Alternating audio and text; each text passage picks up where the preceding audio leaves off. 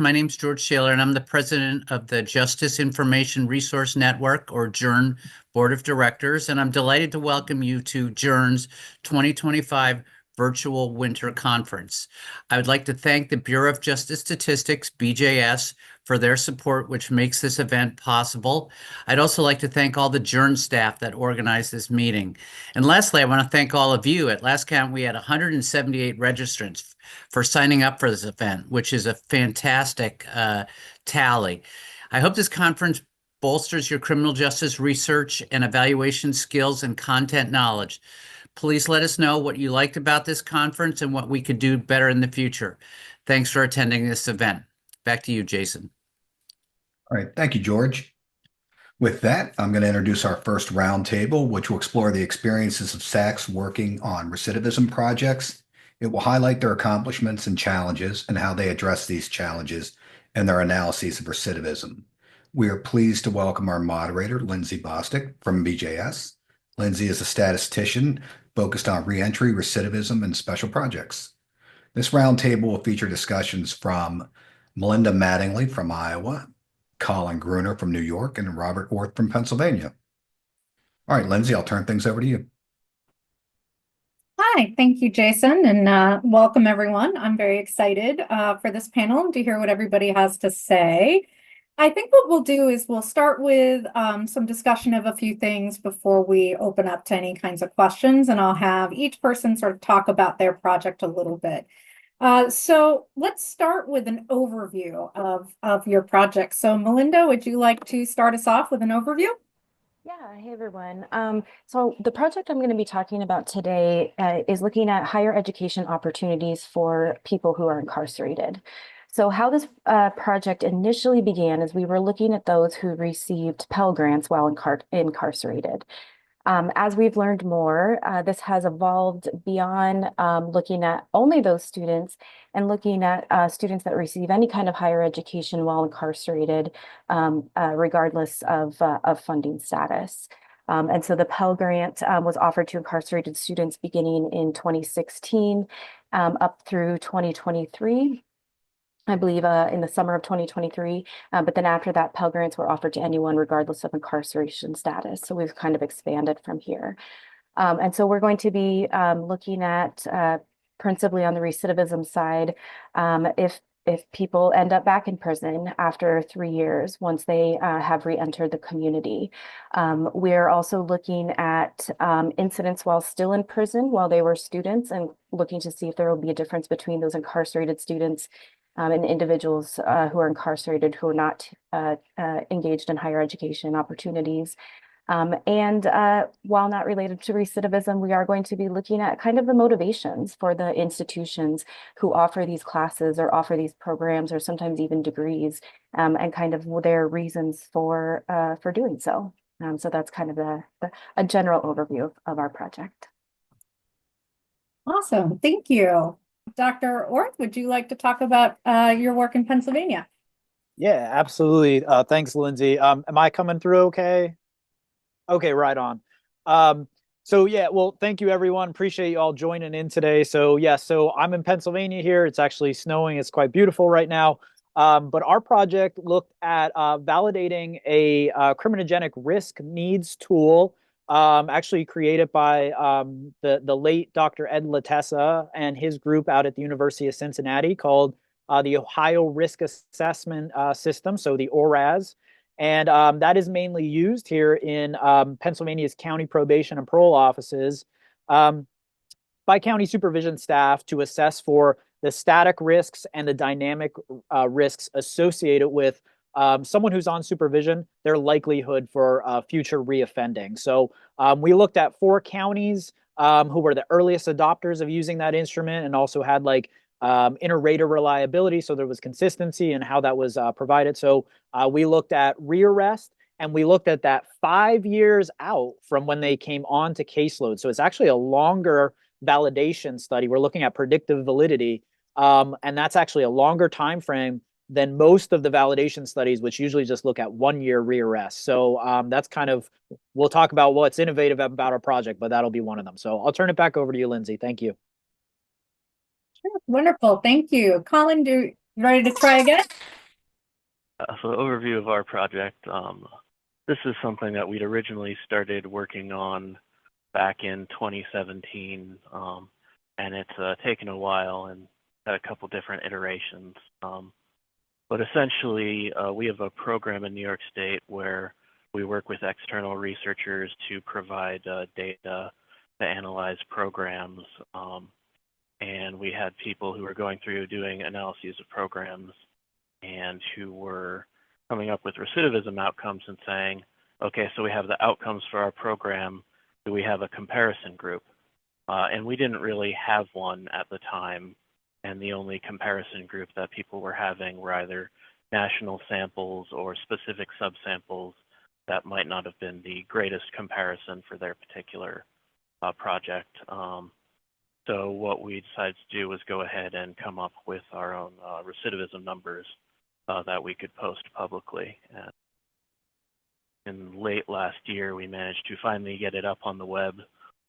So we have a Tableau dashboard up there now on our agency website where it has recidivism by different disposition cohorts like jail, ACD, conditional discharge, and broken out by counts and percents by year, some fancy line graphs, and then a bunch of different things you can slice the data with. Great, thank you. So let's talk about data next. Either you love it, you hate it, maybe some people like it both. So Melinda, do you want to kick us off with talking about how you got your data for the project and any kind of major difficulties you might have had with it? Yeah, I'll preface this with saying that we are just now underway with this project, but that leads nicely into the difficulties that we had in getting data for this project. We encountered quite a roadblock when we were attempting to get a data sharing contract with our Iowa Department of Education. I think there were concerns with confidentiality because these are students, though they're incarcerated, they are students. There were also issues with, I think, that particular department having problems in the past being burnt by other people, and just kind of the time that it would take them to compile the data that we were asking for. And that has really just been our major obstacle. Otherwise, the institutions of higher education are overwhelmingly excited to work with us, and they will be giving us our data. We're in the process of IRB and such, so we haven't officially gotten that yet. But it really has been kind of interagency within the state of Iowa. And so we've tried to meet in the middle with the partners that we need data from, reassurances of confidentiality and all of that, and perhaps an over explanation, maybe I would say, about how we plan to use the data. But that has really been, the biggest problem with it, and with getting that to be able to answer our research questions. Awesome. All right, Dr. Orth, would you like to go? Yeah, absolutely. Let me just backtrack just a little bit and talk about how our project came about. So I work for the agency that provides state funding to our county probation and parole offices to support their efforts. Okay.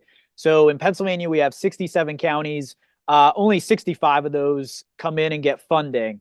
But there was recently a law passed about 4 or 5 years ago, and it stated that if they were going to get funding from my agency, they had to make use of a validated and approved risk assessment instrument. So we started looking at that and saying, okay, well, who's doing risk assessment at the county level?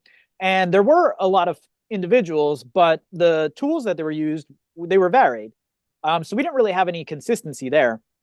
And over about 1 or 2 years, we started to see this transition happen where people were using one tool, started all migrating to using a different tool, and it was the tool that was being used the most.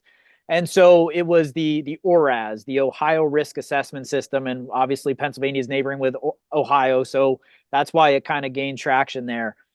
So we started to say and be a little forward thinking and said, how do we get out in front of this? We can't stop them from using it, but we certainly want to ensure that what they're using is valid and it is accurately predicting recidivism when we start breaking it down by who was low risk, who was moderate risk, who was high risk for future reoffending. So that's where the project came about. It was one of those policy equations that we're like, we should probably solve this and make sure that this is validated. And then so that caused us to say, okay, who are the counties that are using this? Who has the best data collection? Who's been using it the longest? And then also who has had some sort of testing done on this that gives us some good confidence that the data that they're collecting and the way in which they're collecting it isn't varied from staffer to staffer. There's some consistency and there's some reliability there. So we settled on 4 counties.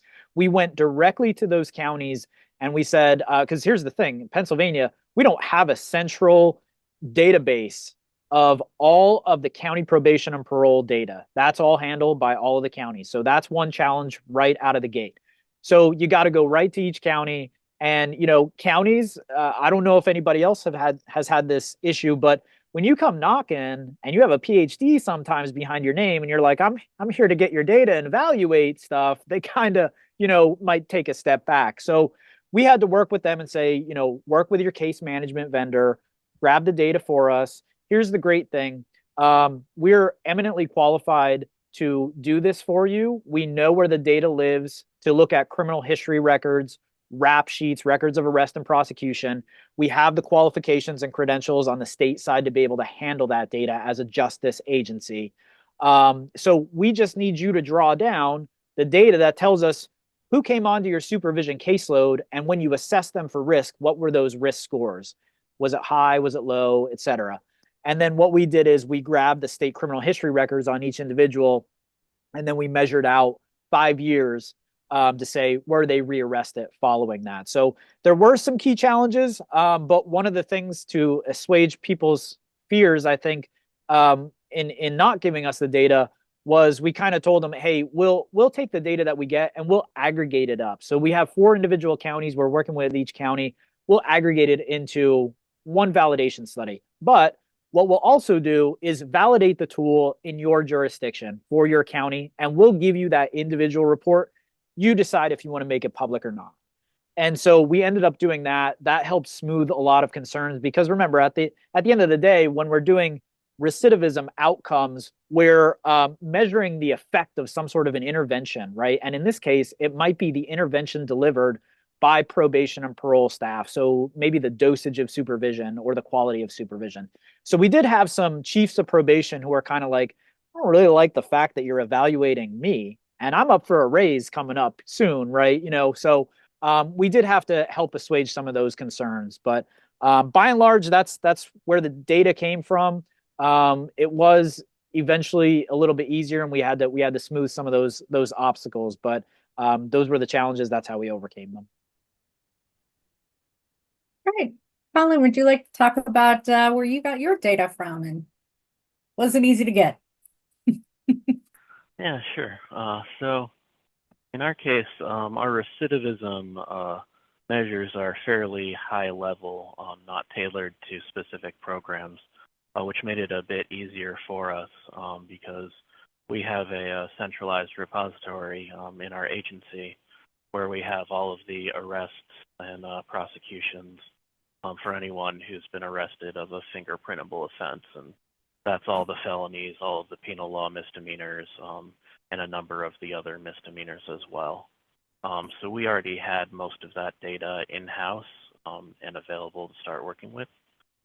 So actually acquiring the data wasn't really that hard. Just has the caveat that it doesn't work for lower level offenses. So if you want to look at outcomes of like disorderly conduct or other violations, if you have a project that's looking at those and want a comparison group, we still don't quite have that data to offer yet. The rest of it we have. Great. Okay, let's move on to probably one of my favorite parts of research is the statistical analyses or the general analyses that you use. Interestingly, do you have any thoughts or innovative techniques that you used, something that's different, trying things differently from how you've done in the past? And as a result of this, did you have any unexpected findings or anything exciting that you found? Colin, do you want to start since you're on the screen? Sure. I don't know that we necessarily had any innovative analysis techniques. I think it's more the innovative presentation, where we'd originally been planning on doing the things just as Excel tables or PDF tables that we posted on the web. But we eventually were able to get it up there as Tableau tables, thanks to one very talented staff who was able to work her magic and get that all together. In terms of unexpected findings, big one that we had was when we looked at the results for ACDs versus dismissals, and we were expecting that dismissals might end up being lower than ACDs, but it turned out that ACDs had much lower recidivism rates when we were looking at them. And one of the things that we were kind of debating there was, would we actually be including dismissals in what we put out at all?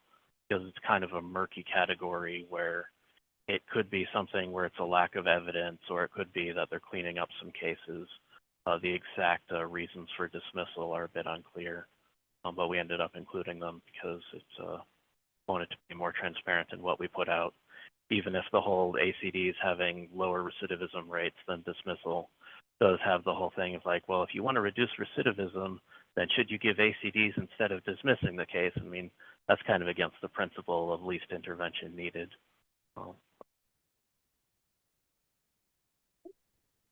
Thank you. Rob, would you like to go? And if you guys hear hissing, my cats are fighting in the background, but they're okay. They're safe. Everybody's safe.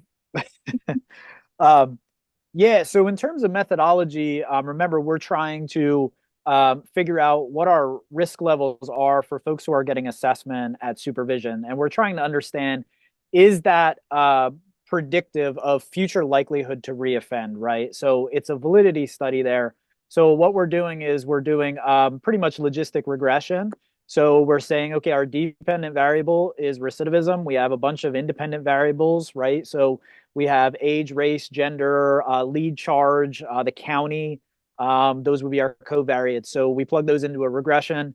We get those wonderful odds ratios, right? And they tell us the odds of, the risk group and the risk level, how likely they are to recidivate, right? And so we did it on two different instruments. So the ORAS instrument, mainly used by probation and parole offices, there's a longer form version called the CST, the Community Supervision Tool. And so that's like a 35 question form, and it covers like 6 or 7 different domains that all follow sort of static and dynamic risk factors, criminal history, family, education, substance abuse, things of that nature, right? But there's also a shorter truncated version of that, and that's called the screener tool. It's the CSST, the Community Supervision Screening Tool.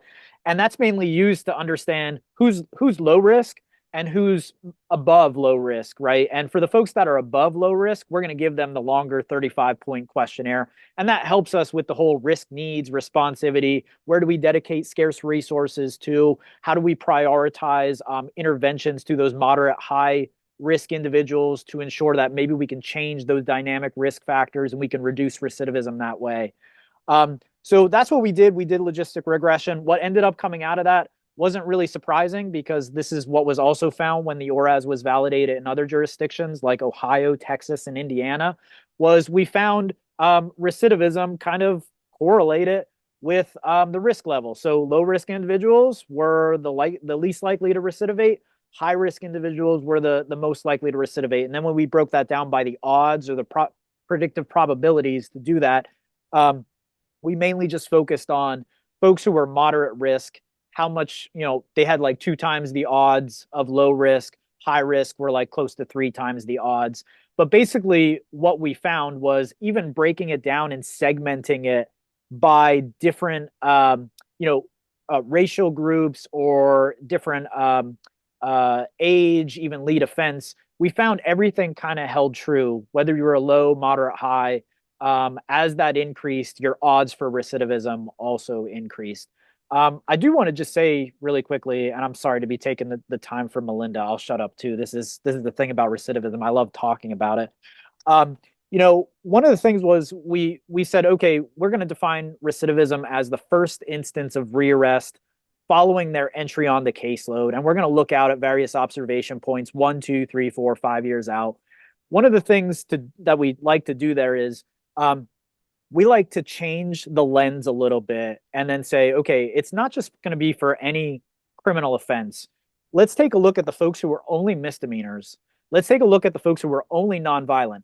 When they were rearrested, did they come back on a felony charge? Did they come back on a violent charge? Did they escalate in the severity of their criminality, as opposed to, I came in on a DUI, when I got rearrested, I came back on a DUI, right? So we did that analysis too, and we found the same thing. The folks who were low risk, they recidivated at a lower level in terms of their charge escalation, and then, as you would suspect, the moderate and the high folks were higher than that. So that's one thing that I just wanted to add in there as well. Melinda, would you like to talk about what you're doing or going to do? Yeah, and first I want to kind of echo what Rob said about, you know, smoothing relationships and giving those assurances when I was talking about difficulty in getting access to the data with our interagencies. You know, it's not, my background is in psychology, so it's not really surprising that kind of just those more human interactions go a long way for being able to get information that we need. This is not related to the current project I'm talking about, but also just wanted to echo what Rob said about another project we're looking at with recidivism. We're also kind of differentiating between, is it a violent crime? Is it a technical violation? We're sort of doing that a little bit here. I'll get into that in a second. Because one of the things we've learned in our discussions with individuals is that it's considered, you know, and perhaps this is very obvious, but considered a success that even if somebody is technically has recidivated, it's, you know, their initial crime was much worse than the one that they're back in for. So perhaps it wasn't a violent crime, but now that it was, you know, stealing or something like that. In terms of innovation, also kind of with Colin on this one, I don't know that we're doing anything super innovative, at least for my definition of innovative with our analyses, depending on what the data looks like when we get that from all of our partners, t-tests, ANOVAs, maybe some chi-squares, depending on what we're looking at. But I feel like it's we are more innovative in terms of just how many entities we're bringing in order to achieve this project and answer the questions that we have. So we're working with our state Department of Education.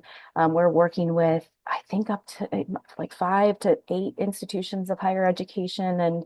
And there's also an Iowa Consortium of Higher Education. I'm probably getting the name of that wrong, but all of these entities are coming together to, in this, you know, quite a collaborative effort to try to achieve this project, answer our questions. I'm not expecting that we'll find anything super surprising. You know, higher education works in terms of you know, preventing recidivism, giving people, of course, more financial stability.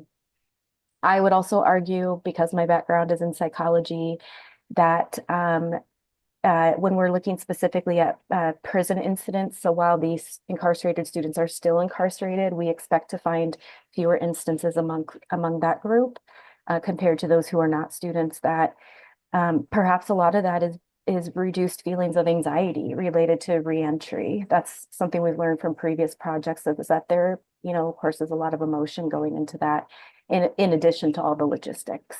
And so, yeah, we're hoping to just kind of validate that, or maybe I shouldn't say validate, reinforce that higher education opportunities are good and helpful, and they work, and they contribute to people becoming productive members of society once again. Well, thank you. So this next thing I'm going to ask about how you measured recidivism, and you all sort of touched on that when discussing your analyses. So if you could just kind of reiterate, I guess, how were you measuring recidivism events? Melinda, do you want to start? You're Yep, on my. sure can. Yeah, so how we measure recidivism, the technical definition for us here in Iowa is reentry to prison for any reason within 3 years. So that's kind of what we're using as our benchmark. And again, we are in this project, and we have done this in others, looking at if this is for a new crime or if this is some kind of technical violation. So we are going to be differentiating that to see if anything emerges in terms of predicting those different kinds of reasons for recidivating. Awesome. Rob, would you like to go next?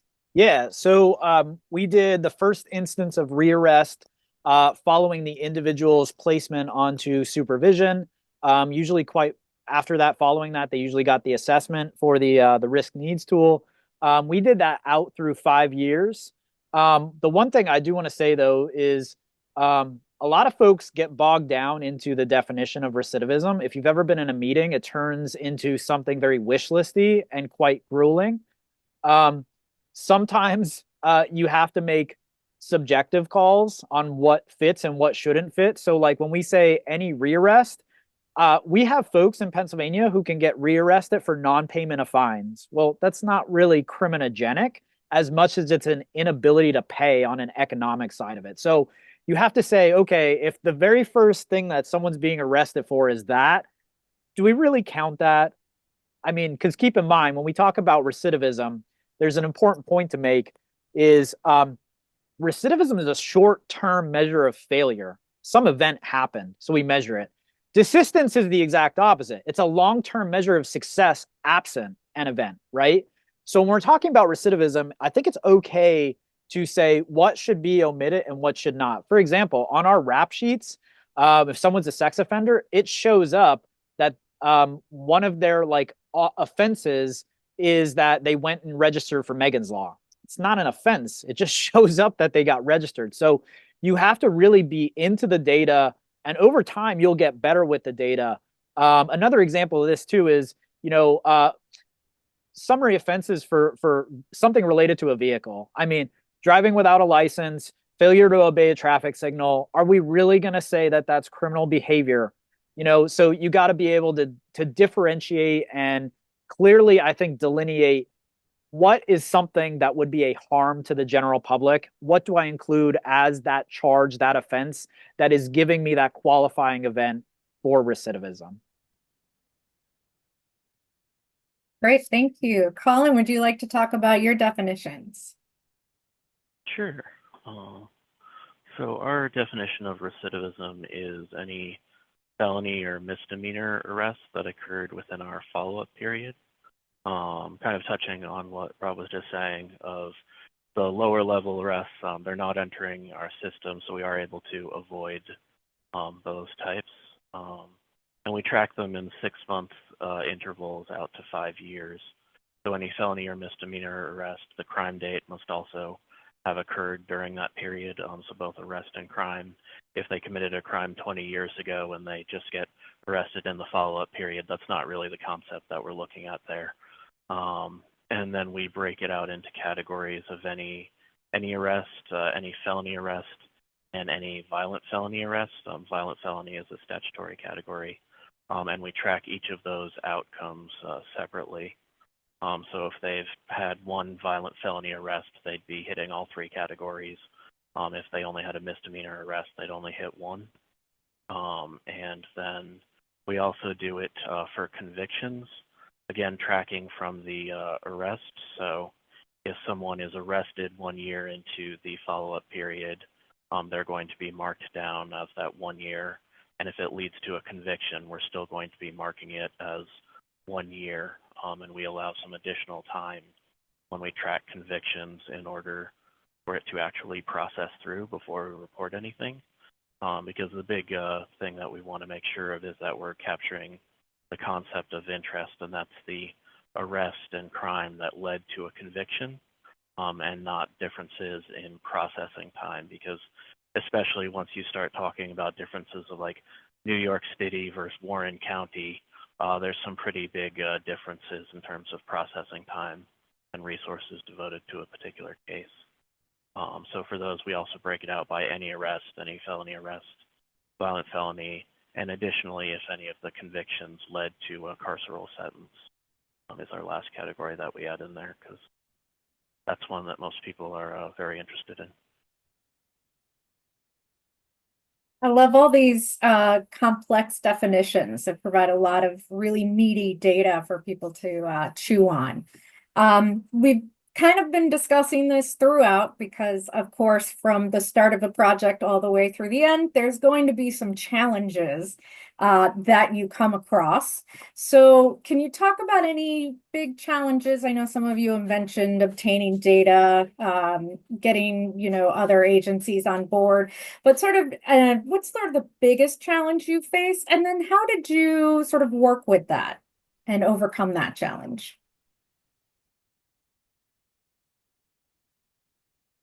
Colin, you're on screen, so why don't you go up first? Oh, okay. Yeah.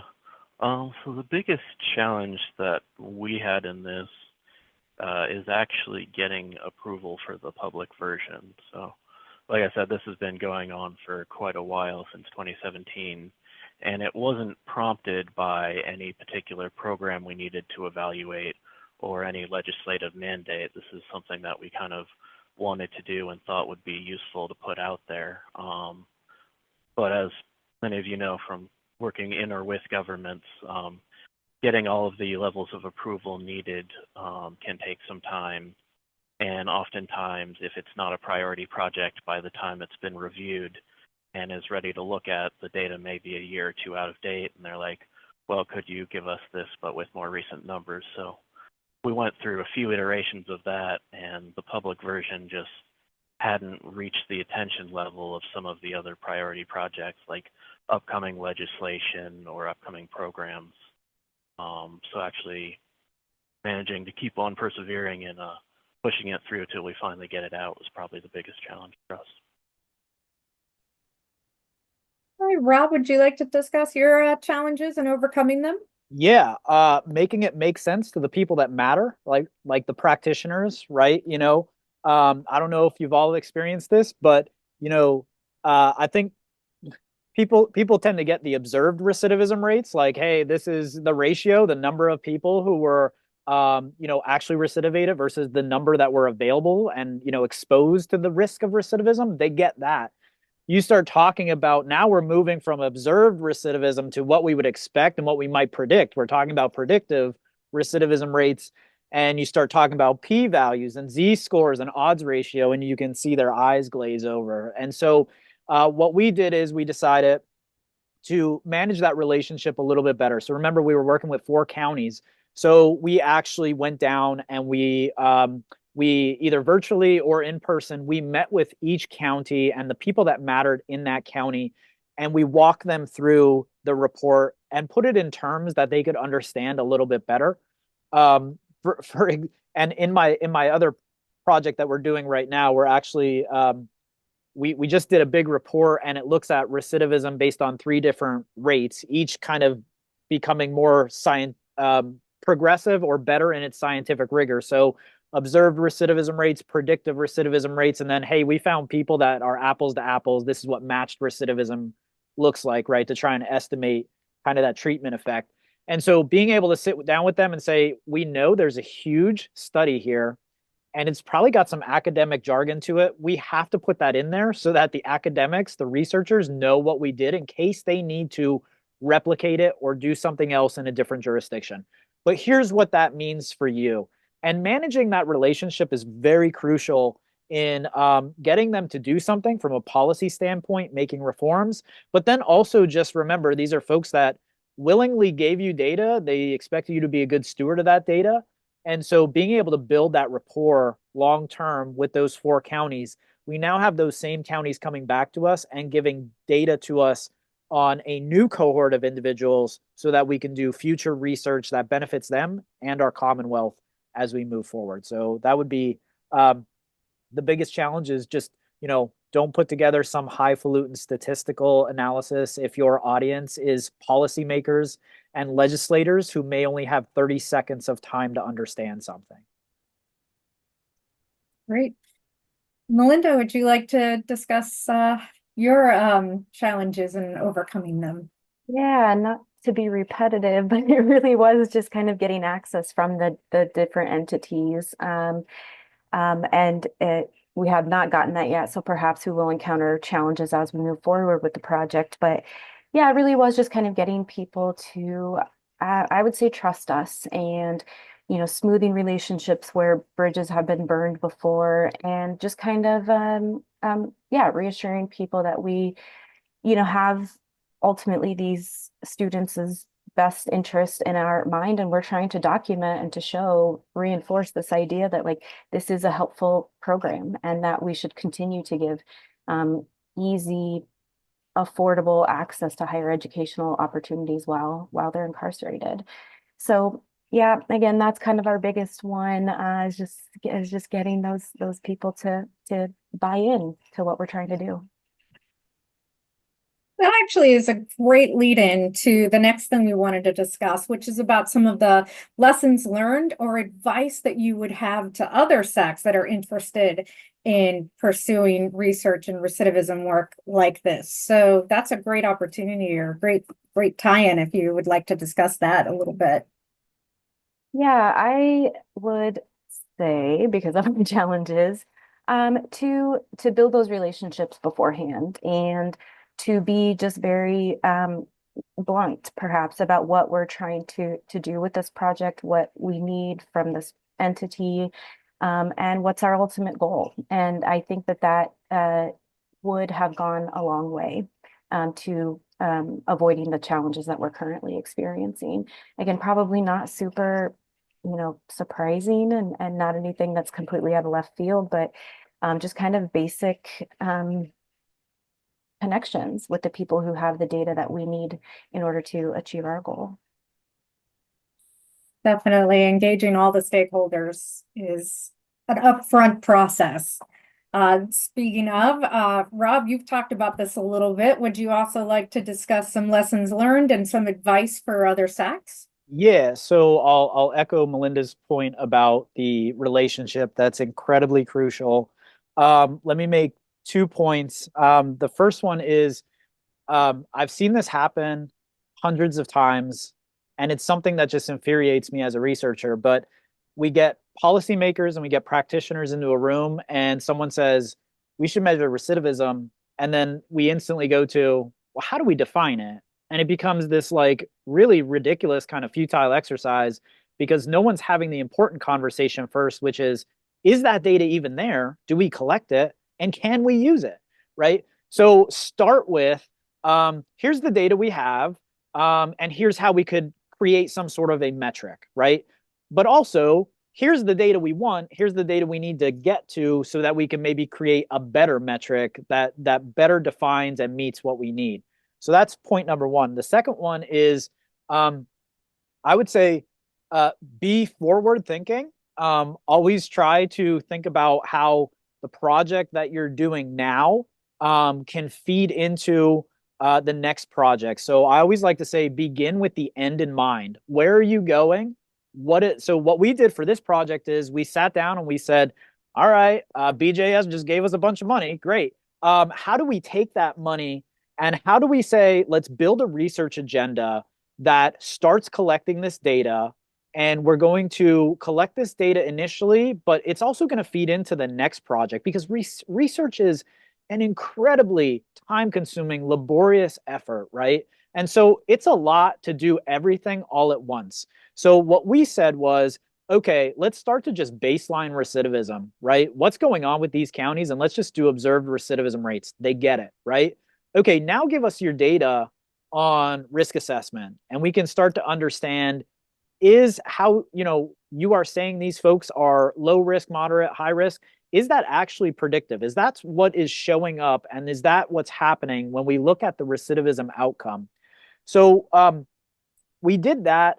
And then one of the really surprising findings in this study that I probably failed to talk about was, when we looked at everyone who got no assessment, not even the little like simple screening tool that takes 5 minutes to complete, they all had higher recidivism rates at every risk level compared to people who did get assessed, right? So it was something like even the folks who were like low risk just by the assessment, they had like 3 times less odds to recidivate than someone who got nothing, right? And so that got us into another project where we were like, all right, let's try to measure the impact of risk assessment and try to understand, are we getting some sort of like, it certainly doesn't seem like there's a harmful effect of assessing for risk, but can we quantify the positive effect? So our recently approved BJS study, I think in 2024, because we're all on pins and needles waiting for 2025, right, to be released. That's looking at assessed individuals versus unassessed individuals, and then trying to understand what does recidivism look like in a much more tighter, rigorous study. So we kind of sat down and we said, if we get this money and we're going to do this project, how do we collect the data that we can use feeding into the next one, almost like a conveyor belt? And so one of the benefits too of working with these counties, I should say, is they gave us, we looked at folks who were assessed in 2017, okay? But they just came back and gave us everyone that they assessed in 2022 and 2023. So what we were able to do was look at that and say, okay, here's the recidivism rate for the 2017 cohort. Now we're going to do some predictive rates of recidivism, some matched rates of recidivism using our various covariates for 22 and 23 cohorts. And we found that the later cohorts all had statistically significant reductions in recidivism. So again, begin with the end in mind, collect the data. How does the data you get and the relationships that you form, how can you use that and harness that and leverage that to get to the next research projects that's helping move the needle on, being able to find something that's really helpful and very positive for the field, the practitioners that you work with. So I love to talk, by the way, so I'll be quiet now moving forward. So go ahead, Melinda. Actually, we're going to throw it over to you, Colin. Care to share? Yeah, I'd say there's 2 things, both of which are somewhat echoing Rob there. First, big lesson learned, and the most important thing I think is make sure that at the beginning you're starting out discussing your definitions and the data you have available and what you can actually do. Even if it's a group of you who are all generally work together, think you all have the same idea. Once you start going down to the nitty-gritty details, you'll find a bunch of things that need to be worked out and decided. And once you start working with the data a bit, you'll find a number more. So that's probably the most important thing. The other one, if it's a new project that you're trying to put out there, in addition to thinking about what's the next step in it, also think, can you link it to something else that's already out there previously? In our case, we had a old probation recidivism report that we were looking to decommission and replace. And part of how we got our overall recidivism out there with many more cohorts was by having it kind of tie in as an extension of that probation one. So in addition to just tracking the probation cohorts over time, you can also track the jails and the ACDs and whatever as well. So it was really selling that as an expansion of existing report, even if it may have been somewhat of a stretch, does make it much easier to have people view it and be interested in it from the get-go, even if they've never heard of it before, because they know of this other report that they used to look at, and here's the new, better, cooler version of it. So if there's a way to tie that in, it does help a lot. Wonderful, thank you. I guess we'll open up to questions a bit, but I did want to start by saying this is so great to hear all of these. It's very exciting. Also, as the program manager who's overseeing our primary recidivism research and statistics program here at BJS, we're really looking at what we want to do and how we want to build out what the recidivism program here looks like. So hearing what you're all doing and seeing, information that might be useful, it's really helpful for us as we develop out and say, what is useful to you guys? What is useful to the people who are going to be consuming this? I also have the personal experience of having worked in my prior lifetime at the Illinois Criminal Justice Information Education Authority, which is the Illinois State SAC. And I know for a fact 2 of my former bosses, Miss Jessica Reichert and Mr. Mark Myrant, are here on the call somewhere. You know, working with them and seeing that experience. Now, granted, that was in, you know, the early 2000s, mid 2000s, 2010s. But, you know, so we had a lot of, there was a lot of trying to revamp data systems to allow it. But being able to work with Mark and Jessica in really trying to be innovative and reaching out to say, you know, where can we get this data? Can we get this data? How can we work with it? All of those things to try to advance the recidivism research that we were working on. I take all of those lessons with me where I am now. You know, dealing with national level statistics can be quite a challenge, but it's really awesome to hear about what you all are doing. And you know, I'm definitely taking this back and thinking about it as I'm putting together our next one. We have a little bit of time, so do we want to open it up to the floor to see if anybody who is attending might have any questions?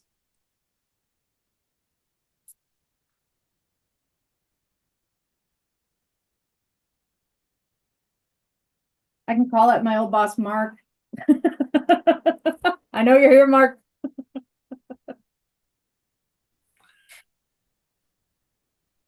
I have no questions, Lindsay. Can I share with everyone my favorite fact about you? You know what it is. I think so, but I'm not going to show my face. Hey, Lindsay, this is George Shaler. I have a question for Rob. So is the idea like down the road to collect more recidivism data beyond the 4 counties that you are working with right now? Yeah, great question. So ideally, we would love to get every county to be able to come to us and say, we have all this data, we're collecting it. Here's the reasons why we're collecting it. But you know what? We don't have the people to do the analysis. And if we had to hire someone, you know, put that out to the universities, it's going to cost our local taxpayers a lot of money. So I have a dual role between a state university and a state agency, and I'm on staff to do that. And so that way counties don't have to go out and find researchers and pay like 50% overhead on every dollar billed, which is just egregious sometimes. So the key thing that we're trying to do is bring that in-house, have the state do the recidivism work, and then ideally slowly we want to be building towards the ultimate goal of trying to understand our evidence-based practices and risk assessment, is there a causal connection to recidivism reduction over time? That's what we're not there yet. We see good evidence pointing us in that direction, but there's a ton of like rival causal factors that can have spurious relationships there. So we're trying to isolate all of that and be able to understand, okay, we're not just validating in 4 counties, we're validating in any county that wants to have it validated in. We're making sure that it's being implemented with consistency. And then we're trying to understand what is the effect of evidence-based practices, you know, because the risk assessment is the cornerstone of that, right? You understand what are the static risk factors, you understand the dynamic risk factors, the criminogenic needs. So now you can start to match programs and interventions to meet those needs and help reduce that recidivism. So we have very good preliminary evidence that that's what is happening in Pennsylvania, but not enough to confidently state that, yes, our evidence-based practices that are being implemented, risk assessment as it's being implemented, you know, is having positive impacts on recidivism. That's where we're building towards. Great question, by the way. Hopefully I answered that.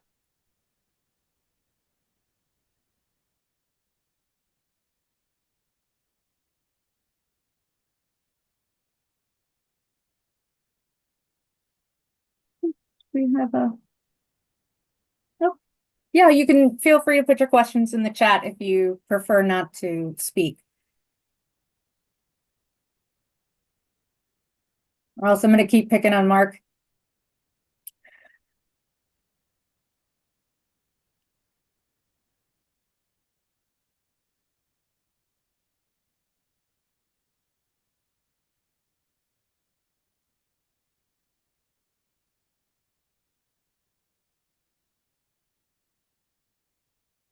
Colin, I have a question for you about the tableau that you have been putting up. How difficult was it to get the data in a way in which it was still protecting identities? How high up did you have to aggregate it? How difficult was that to do?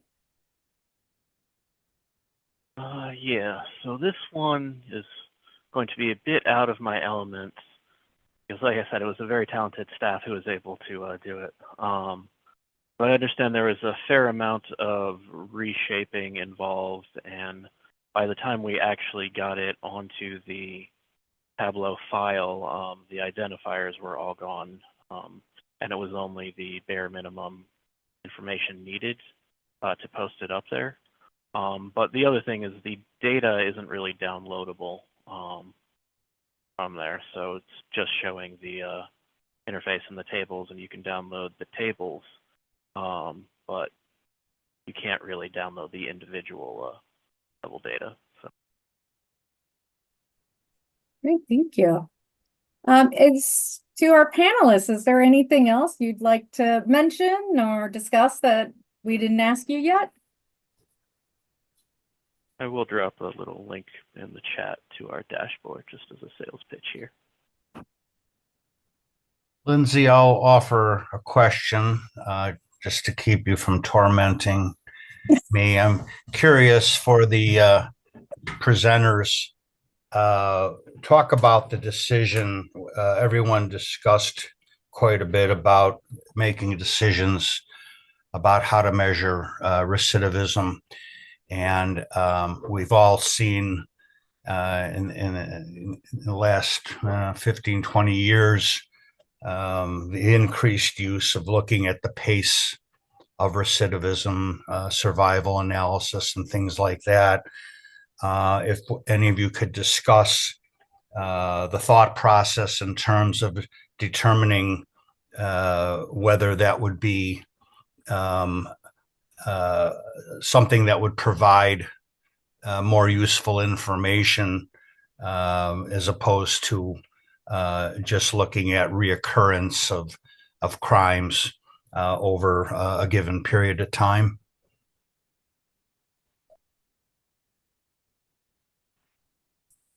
I can jump in here. We've had multiple discussions about exactly that, using survival analyses to look at how long it takes somebody to recidivate. I will also preface this that I've been in this position for 7 whole months, so I am not aware of anything that has been done prior to my tenure here and in which that was looked at. But those are ongoing and advanced discussions that we are having, because kind of going back to all of the discussions about recidivism, like it's not just a simple, did they end up back in prison, yes or no? You know, what was it for and how long did it take? And all of those contextual things kind of add those, in my opinion, important layers to kind of what we're looking at. So you have hit the nail on the head for kind of what we're thinking in terms of our next sort of types of analyses. And Mark, I'm actually currently at work on a report that is in the review process that we use survival analysis. And it's a national cohort of individuals released from prisons. So hopefully it's still in the review process, but it should be out soon. Lindsay, do you mind if I step in and answer some of the questions in the chat there? Yes. All right, wonderful. So George, thank you for the question. So yes, George asked if there's an agency here in Pennsylvania that looks at youth recidivism for younger individuals who have been detained or committed, and do they also get risk assessed? So yes, we have a state agency called the Juvenile Court Judges Commission, which looks separately at the juvenile justice side of the house. And so every individual going through that process of the court process, they receive a risk assessment. It's called the YLS, the Youth Level of Service Inventory, trying to understand, you know, what is their risk level for future reoffending. We also do risk assessment on individuals, you know, juveniles who would be detained. It's called the PADRE, I think. Pennsylvania detention risk assessment, something like that. But so that's happening. What I will always, and I think everyone probably echoes this, like the juvenile side of the system is always like years ahead of the adult side in terms of like innovative things or doing the right things, I feel like, right? So they've been doing risk assessment much longer. They've been doing diversion much longer, you know, than the adult side. I mean, it's only recently that like problem solving courts on the adult side have become a big thing, right? So that's to answer that question. So we are doing that in Pennsylvania among individuals who are juveniles going through the process. For Chris, who had asked the question, you're using rap sheets to identify recidivating events. Why do you only limit to one measure? So why not do multiple measures? So I've done that. We've said, here's what rearrest looks like. Here's what reconviction looks like. Here's what reincarceration looks like. And it muddies the water like crazy. So the best thing to do is work with, I mean, for us, we were delivering these reports to the state, but then also to the county who are providing these risk assessments. So we said, like, what makes the most sense for you? If we do rearrest, we're capturing the ceiling, right? If we start to limit it down and say, well, you must be convicted, you're going to get a narrower rate of recidivism. If you start saying, well, it's only if you're reincarcerated, well, now there's the weird thing where like you can have a technical violation because you had a hot urine or you weren't complying with treatment, you weren't complying with supervision. That's not really criminogenic. Sometimes it just means like you still have progress to make in your rehabilitation. So we shouldn't ding people and count them as a failure because of that. So there are certain types where like those measures make sense. I think when you put them all together, I think the average practitioner gets confused by it and it just makes things a little bit more difficult. At the end of the day, always strive for parsimony, right? The easiest thing, the quickest thing to get there, the thing that most people understand, and you're producing sort of the similar outcome. So I always like to do rearrest because I always say, rearrest, it happened. You know, I don't understand maybe why it happened, but it happened, and there's going to be costs associated to the system because of it, right? And as you start to say, okay, well, now it's reconviction, well, now you get into the subjective nature of, you know, like prosecutors trying to maybe say, I'm going to dismiss this charge if you plead to that charge, right? There's these games that get played. So it just muddies the waters a little bit. I just say, hey, let's just look for rearrest. What's the top level number? Because I can tell you recidivism won't be higher than that, right? And people, if they want to know something more, then we can start to segment it down from there and say, okay, the qualifying event is if you entered into prison and you were rearrested, or if you were reconvicted, not just arrest without conviction, right? So I would just say start with the top number and work it down from there.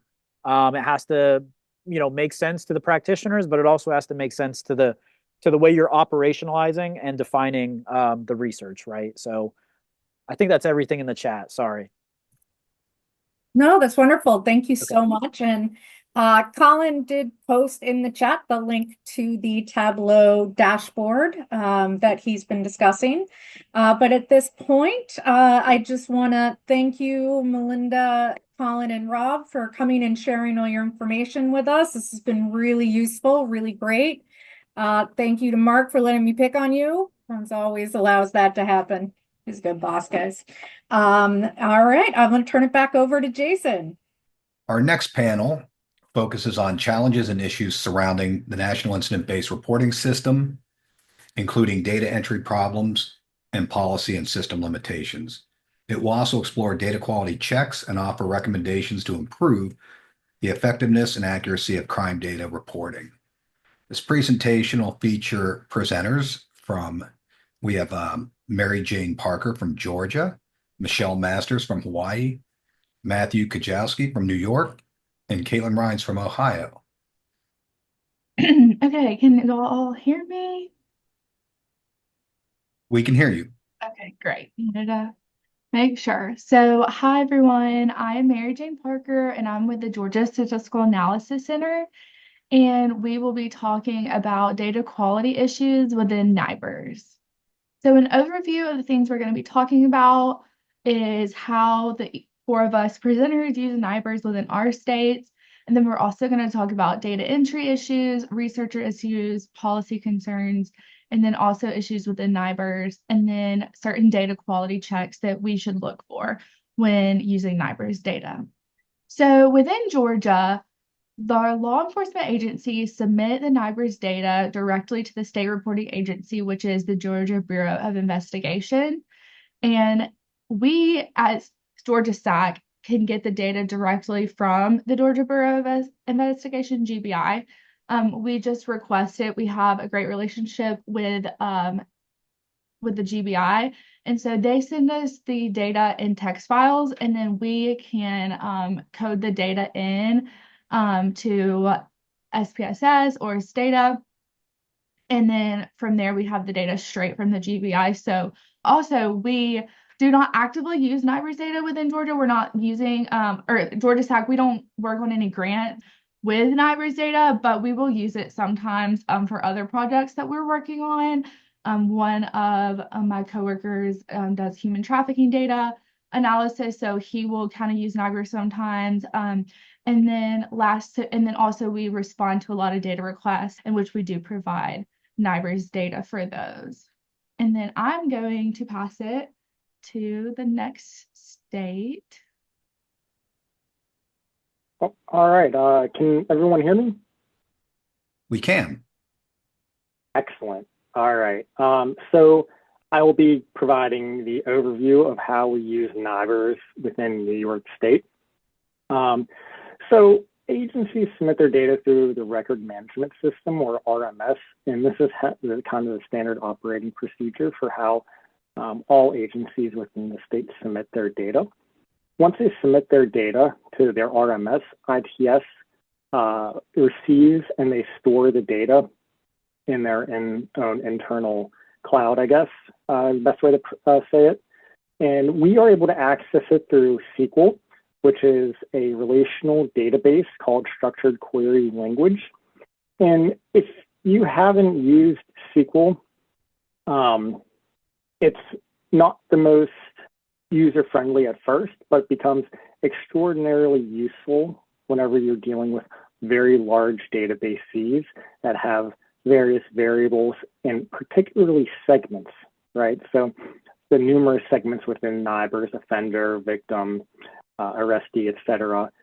SQL makes it extremely flexible for us to obtain specific variables from each segment and cross-link them if we so choose.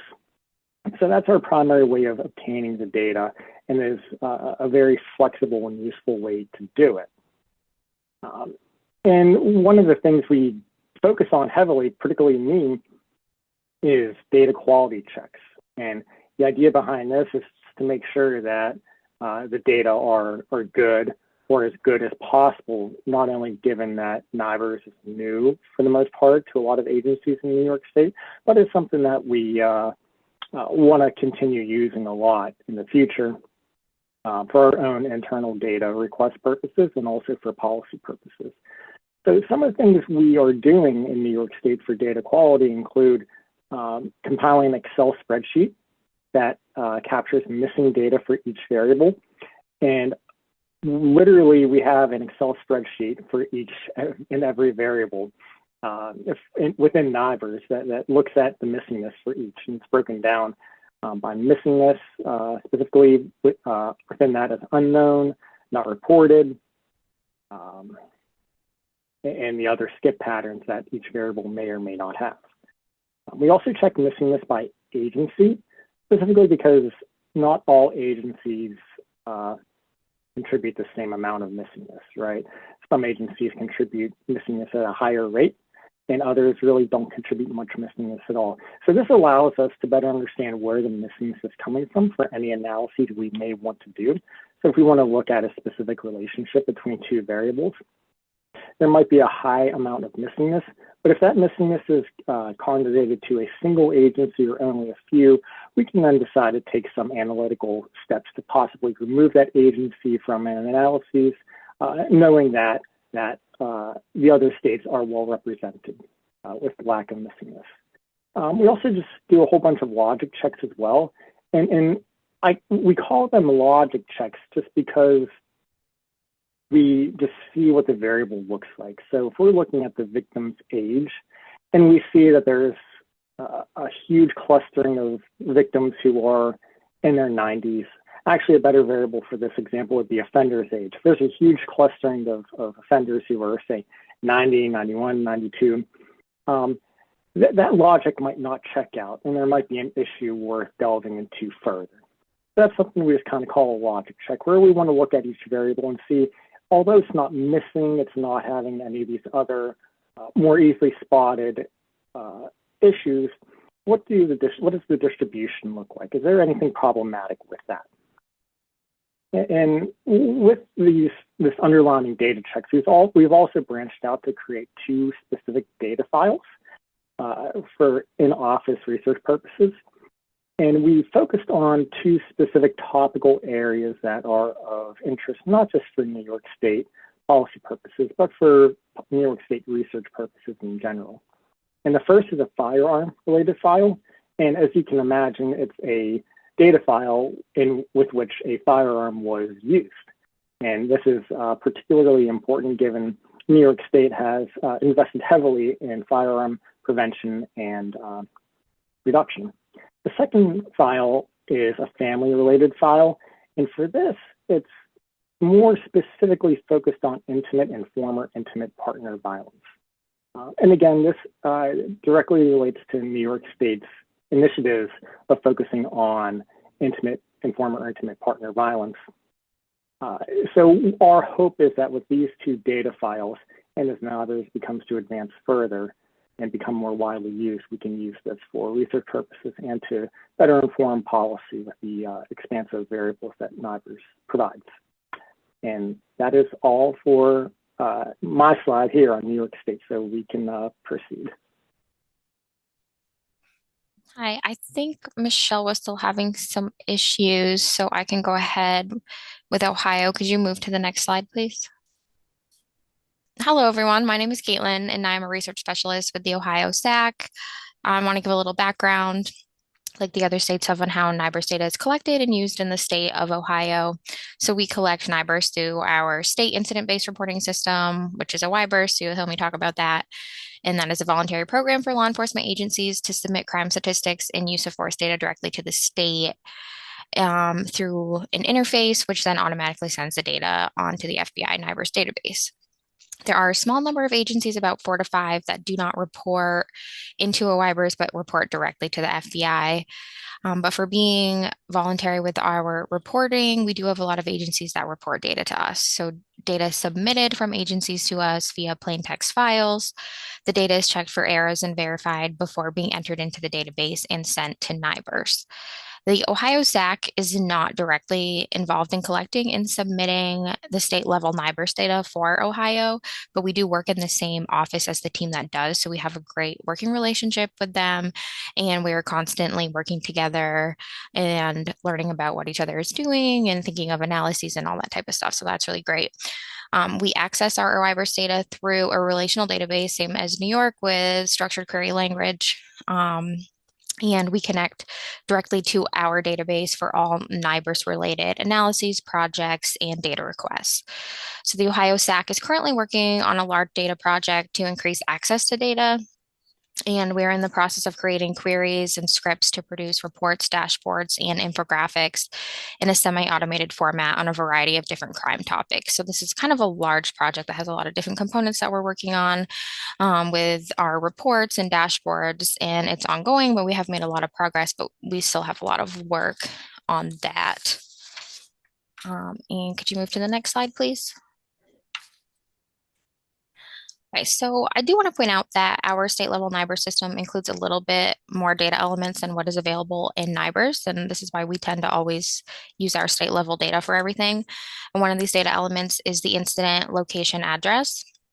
So we have a full address field within our reporting forms, and that includes a geocode as well.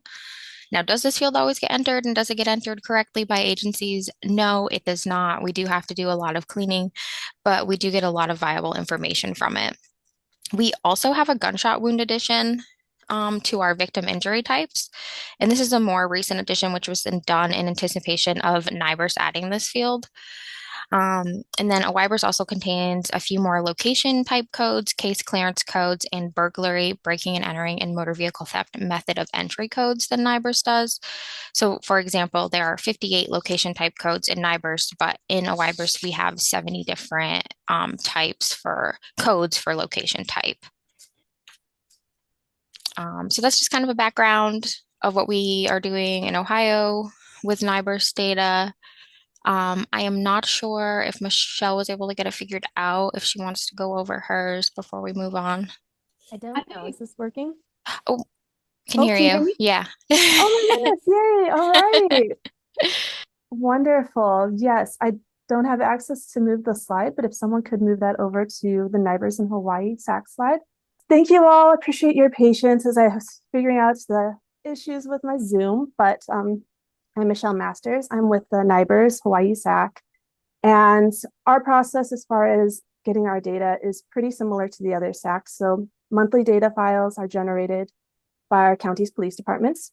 This is through the records management system, of course.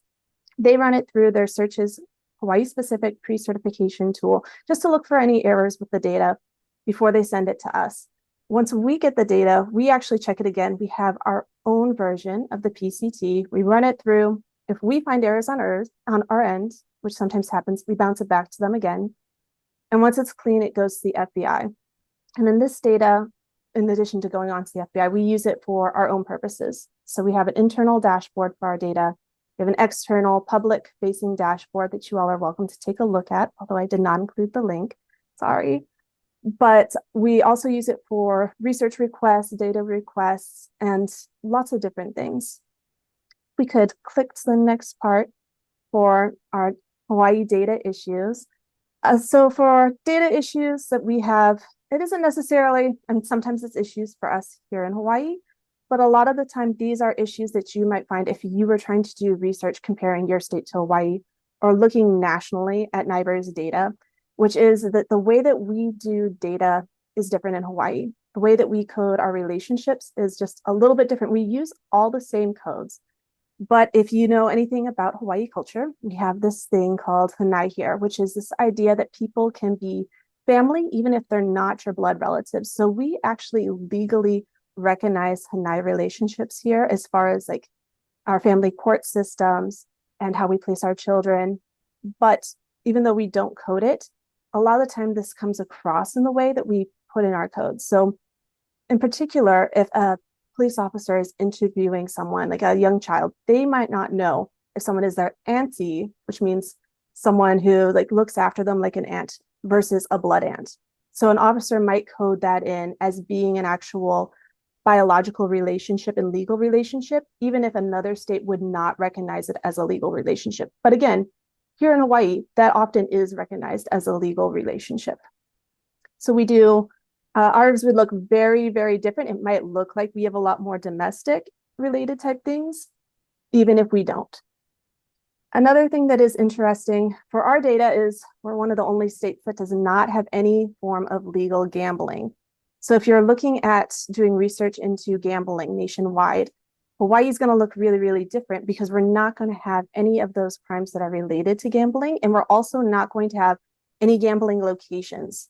So that should never get entered. That's a red flag for us. It's still something that can be entered into the RMS system. But whenever we see that, that's an automatic flag for us that they've made an error on their end. And we bounce it back to them because, again, no legal gambling. So there's no legal gambling sites here. What is an issue for us, though, are these missing data types, which we talked about in our small groups, and seems like these kind of things are an issue for other SACs as well. So missing data, like what kind of drugs were on the scene, how much of which kinds, weapons, since there are limitations on how many weapons can be put into the database. So we miss a lot of those. Bias motivation, human trafficking, gangs, all of those you wouldn't necessarily know when you're first recording an incident. You find it out after the investigation. And what we found time and again is that if something needs to be added later, it needs to be updated, it often gets missed. It's not going to be there. And so one of the issues we're having with Hawaii is that we really want this human trafficking information. And we just had a bunch of people over at the Capitol trying to talk about human trafficking and the issue of human trafficking here amongst the Native Hawaiian population. But when they come to us for information for statistics and numbers, even though we have some, we don't want to put that out because we know, looking at the narratives, looking at the media, that there are far more reports than actually end up into our NIBRS system. So, it would be a disservice for us to actually put that information out there. So that's one of the things we'd really like to change. Another is cargo theft information is often missing, and I'm not sure what's going on with that. That's been many years of back and forth trying to figure out why it is not ending up in the NIBRS system. But if you look at our data, you'll often see that that one is missing. And if we could advance a little bit, I have one more section on here. So some of the unique things that NIBRS does compared to regular NIBRS, we still have the runaway offense code type. This was discontinued by the FBI. We still like to use it because runaways are, of course, very much in danger, particularly here in Hawaii. There really isn't anywhere for them to run to in the state because we're an island nation. And so we like to keep a close eye on this. So we still use this for ours. We also still use Hispanic ethnicity as a requirement. It's not just optional, which is what it is in NIBRS. So we require that it be entered in. And expanded race elements, which you will see on any type of state level report that my department puts out, not just related to NIBRS research. It will always be this longer breakdown of elements, which does make it a little difficult to compare us demographically to some of the other states unless you're using the FBI's CDE version. And I believe we will get to some of the issues with trying to do that a little bit later. Thank you. Before we move forward, I think we have some question in the chat. Could be for both, I think, New York and for Hawaii. Yes. So with regard to Allison's question, talking a little more about how we generated the family-related file. So the meat of that file came from the victim-offender relationship variable. And that variable says what the relationship between the victim offender is, specifically with the victim's a child, intimate partner, current boyfriend, ex-boyfriend, girlfriend, right? So there's many options to choose from. So with that specific file, that's the main variable we used, and we chose the relevant relationship. So current boyfriend / girlfriend, husband, ex, boyfriend, girlfriend, so on and so forth, in order to create an intimate partner, an ex-intimate partner file. And you can do the same thing if you want to expand out to, say, adult abuse on children, right? That variable is the key variable in creating that file. I see there are some comments over here from Paul. Yes, Paul works with me. He's just saying our public-facing dashboard that we have available right now is very, very limited. We still have our P8 dashboard up. We're working on still putting together our nicer, newer Power BI dashboard, which hopefully I believe is currently tentatively set for September this year, I want to say. So in the meantime, yes, it is quite limited. And yes, Paul would also like everyone to know our SAC is also our state UCR program as well. I see that someone asked, do any of the SACs compare their data, their state data reported, their data with the state data reported by the FBI's Crime Data Explorer for consistency? I just wanted to say, like, so when the FBI releases their Crime in the Nation report is when we usually pull data and kind of compare on our end to see what it looks like for Ohio on the CD and what we have for Ohio. So we're usually fairly consistent with percentage increases, decreases with crime. But because we have more robust reporting at the state level, our data is a little bit more full and a little bit more accurate in our opinion than what we're seeing on the CDE for the state. I don't know if anybody has anything else they want to add. Yeah, I would say similar. We do compare ours sometimes, mostly for just internal purposes, and we've been trying to put together projects where we compare things more directly, looking at what those differences are. Just, it'd be nice to know where the FBI is getting theirs and why we are seeing these small discrepancies. So we have done some work with that, but nothing that I could point you all to yet. Yeah, and I would second what was just said for New York as well. Discrepancies and more information obviously would be better.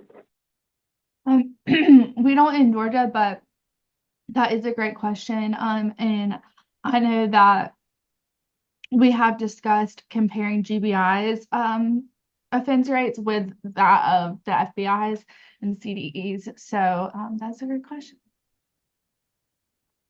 Do we have any more questions? Oh, I there's believe a there were, question for you, Matt. yeah. Yeah, so the question is, what do you do when personal weapon is listed? So for a firearm-related file, my memory of the creation of that file serves me correct. A personal weapon would not be included in a firearm-related file because we didn't include that as an inclusion criterion as a firearm, if that makes sense. So, obviously there's a lot of different options for that, and specifically a firearm limits the sample greatly. But for a firearm-specific file in New York, we do not include that. Oh, sorry, this is Tara Wheeler, who asked the question. Just a quick clarification, because I assume you get the firearm-related information from the firearm table. I mean, from the weapons table. Is that correct? That is correct. We've also created a different variable as well to try to delineate some of that. Okay, so we in our weapons file, most of our variables are all offenses involving weapons are personal weapons, so it's hard for us to be able to isolate firearms. Do you have a variable that further distinguishes between the types of weapons, right? I'm thinking like handgun versus shotgun. Because I know there's differences between states. I'm not so sure of the main composition of that. No, well, so we're outside of this. We're with a university. So, but that's a good question that we could go and ask the state whether or not they collect more information on it. That might not be in the NIBRS data base. So thank you. Yep, of course.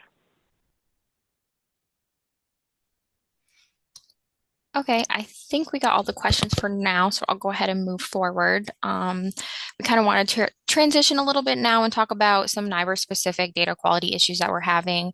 So we're going to start off by talking just about some overall NIBRS system issues, and these are just things that we have discussed among ours, like working group between Matthew, Mary Jane, and Michelle and myself. And so these are just, this is not an extensive or an exhaustive list by any means, but just some things that we have talked about.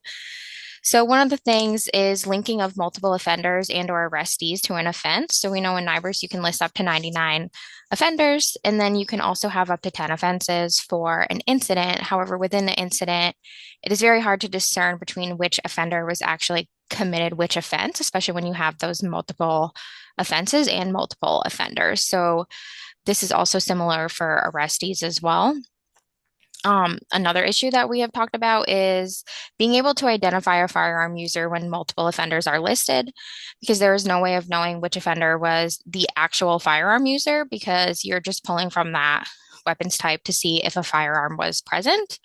And so that kind of leads into the bigger issue of there's no way of knowing how a firearm was used during an incident either, because we only know if it was present. So we do not know if a firearm was shot or if it was used in any other way other than being simply on a person. So it could have been used, it could have been on a person.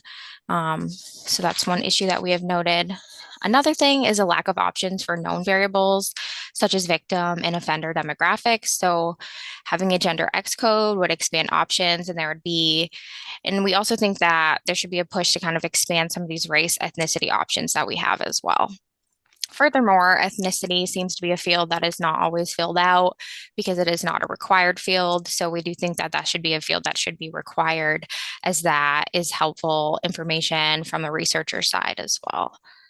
So another system issue would be using a reasonable entry as an indicator of an unknown. So one example of this that comes to mind is the default codes in systems. So let's say an incident is reported, but the exact time of the incident is not known. This can result in the time of the incident being set to a default time, which is often noon or midnight.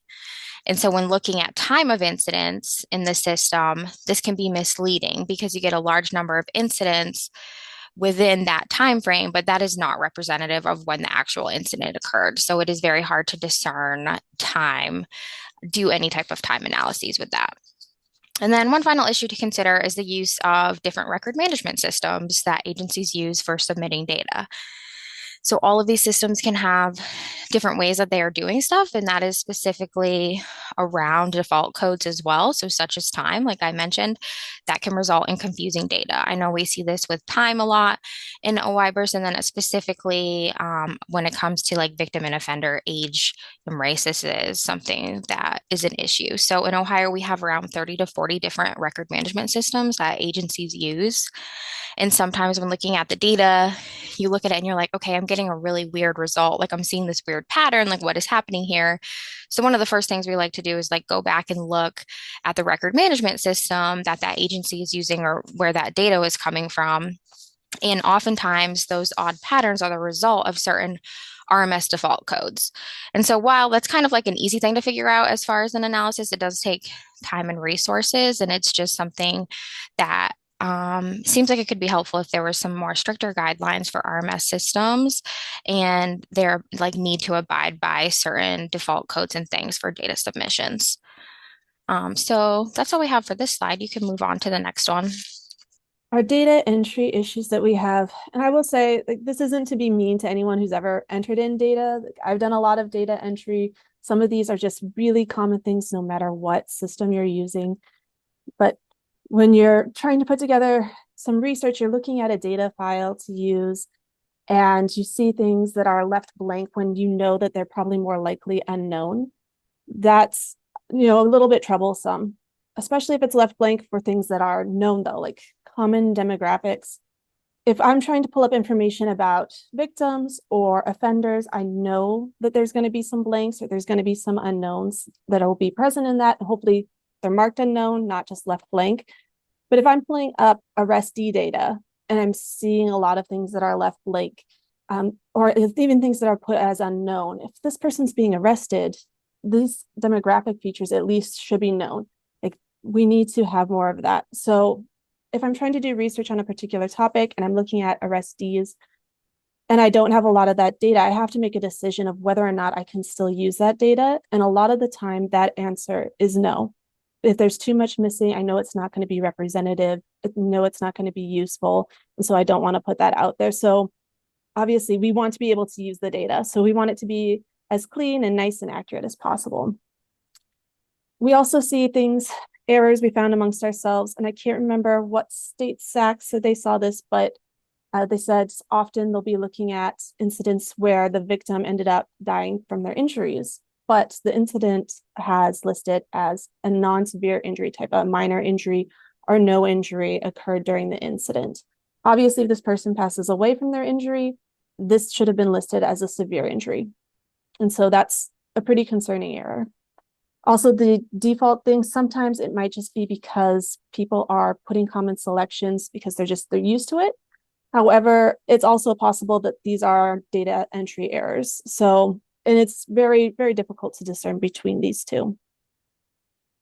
We also see errors in the relationship, the age, or other characteristics where they end up not making sense for the defense. And I will say probably the overwhelming majority of the time, if someone makes an entry issue about something like the relationship, age, or something like that, it's not going to get caught on our end. Because if you're looking through a big scrolling files of data, it would be hard for you to say, that one doesn't match with something later. The age of the victim in this case, doesn't match.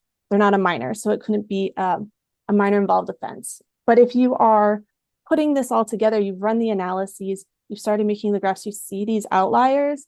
And that's when you go, oh no, there's been an issue. And if you have to go back at that point, it can add weeks or even months onto your project, just trying to go back, get it fixed, and then redoing everything that you've done. So that's an error that's particularly troublesome, at least for my department. We'll also see entry issues related to updates. So this will be things where people thought that it was done because they'd entered in everything. But if new information is found during the investigation and it doesn't get added or added correctly, then we're going to be missing it on our end. So this will often happen when there are multiple offense combinations or elements of an offense, which should naturally result in an additional charge or a new charge of some kind. Missing those updates, things like the gang affiliation, the human trafficking, even arrest demographics and case clearances, these will sometimes not get added back into the system. And if they are, they're not always added back in to the correct person. So, I mean, it's incident based. So it becomes very difficult to link these things. And then, of course, getting confirmation for information that was previously uncertain. So if someone entered it in and they put unknown, it will often remain that way, even if it becomes known later. And if we were working with a smaller data set, as I do for other projects, and I have unknowns or I have blank or missing data, I can just go back to the PDs and I can ask, like, do you know what happened with this? Can you follow up for me? What was the clearance for this? And they can do that.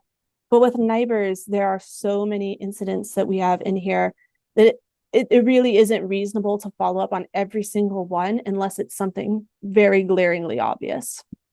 Consistency, and this isn't any particular researcher, but across our SACs, our data dashboards and displays, if you've ever looked at multiple states side by side, which is a project I did, if you have, I will say, if your state has a public data dashboard that can be found fairly readily by Googling just a couple of things related, like SAC data dashboard, type in your state name, I've probably seen it. And I probably looked at it side by side to compare it to the one that we're working on for ours. They almost never match up.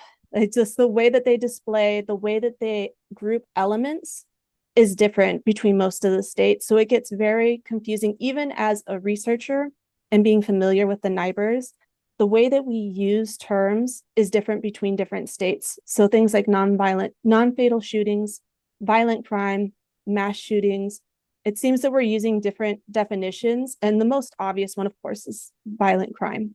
So some states will have displays that talk about what the violent crime rates are for their state. And if you pull those states side by side, you look, and it may seem that one state is just, there's way more crime. Violent crime happening in that state is way high. But if you go into the drill down, and not all states let you get too deep in the weeds on this, but for states that do, you go down into it, some of them list different things under that. So one state might look like they have a lot of crime because they're including everything that could be considered violent, absolutely everything. While another state may look like they have less because they're including only the most severe cases of violence. But if you are just a layperson and you're not drilling down the data, you're just looking at it on the face, the way it's displayed, it absolutely is misleading for people. So consistency, if we can start consistently using these terms, defining these terms, making our displays and dashboards so that way people can look at them side by side, because I mean, that's part of the intent of NIBRS, for people to be able to understand what's going on.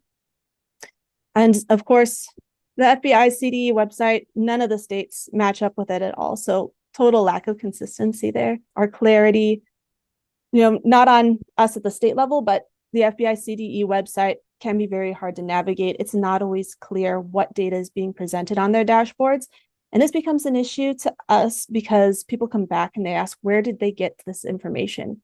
Why is your information different than what they have on the FBI's? And the answer is, I don't know.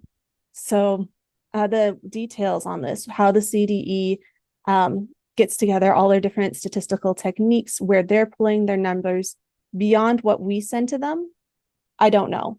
So I can't tell you how they're getting different numbers. And this ends up coming up again and again and again. And then, of course, this use of terminology and definitions. Lay people often don't know what we mean by these different things, even if we are using them consistently. So it's it gets very challenging to keep it clear and engaging for people too. Our transitions, yes. So this is luckily not an issue anymore for Hawaii. All 4 of our police departments now are certified in NIBRS. They're all giving us data, really happy about it. But for states that are still going through this, I really feel for you, because if you have some agencies that have transitioned and others that have not, it creates lots of issues because you are trying to present your data as being state level data representative. But it may not be representative at all. And even for us now having all 4 presenting data, we have this issue where when we want to update, as we're working on our public display, what years do we put up? Because we only have information for all agencies quite recently. And so we have data going back multiple years. But if we put our oldest data up there and it only applies to 1 or 2 police departments, but individuals who don't know better are using the system and they think that this is still state level data, it makes it look on our display as though Hawaii has suddenly gotten very, very violent. It's gotten very dangerous. And that is not the case. So, I mean, for us, we had to consider how are we going to make sure that our data is as representative as possible, and wanting to give this data to the public, but also not confuse them and make it more difficult. I see we have a couple of questions. I don't know if we want to hold to the end or just move to the next slide. I think we're going to hold to the end just to make sure we get through all the presentations. All right, so for this slide, we covered a lot of this, so I'm not going to belabor this too much. So we're working within policy purposes and policy issues, and one of the big reasons NIBRS was expanded to include so many variables and made to take over for the UCR was to inform policy. But there are some issues that preclude that to a certain degree. And the one is the handling of unknowns. And this is already mentioned earlier, but default codes that are meaningful, right? So the really good example we like to use in our work group is noon as a default time when it's really unknown.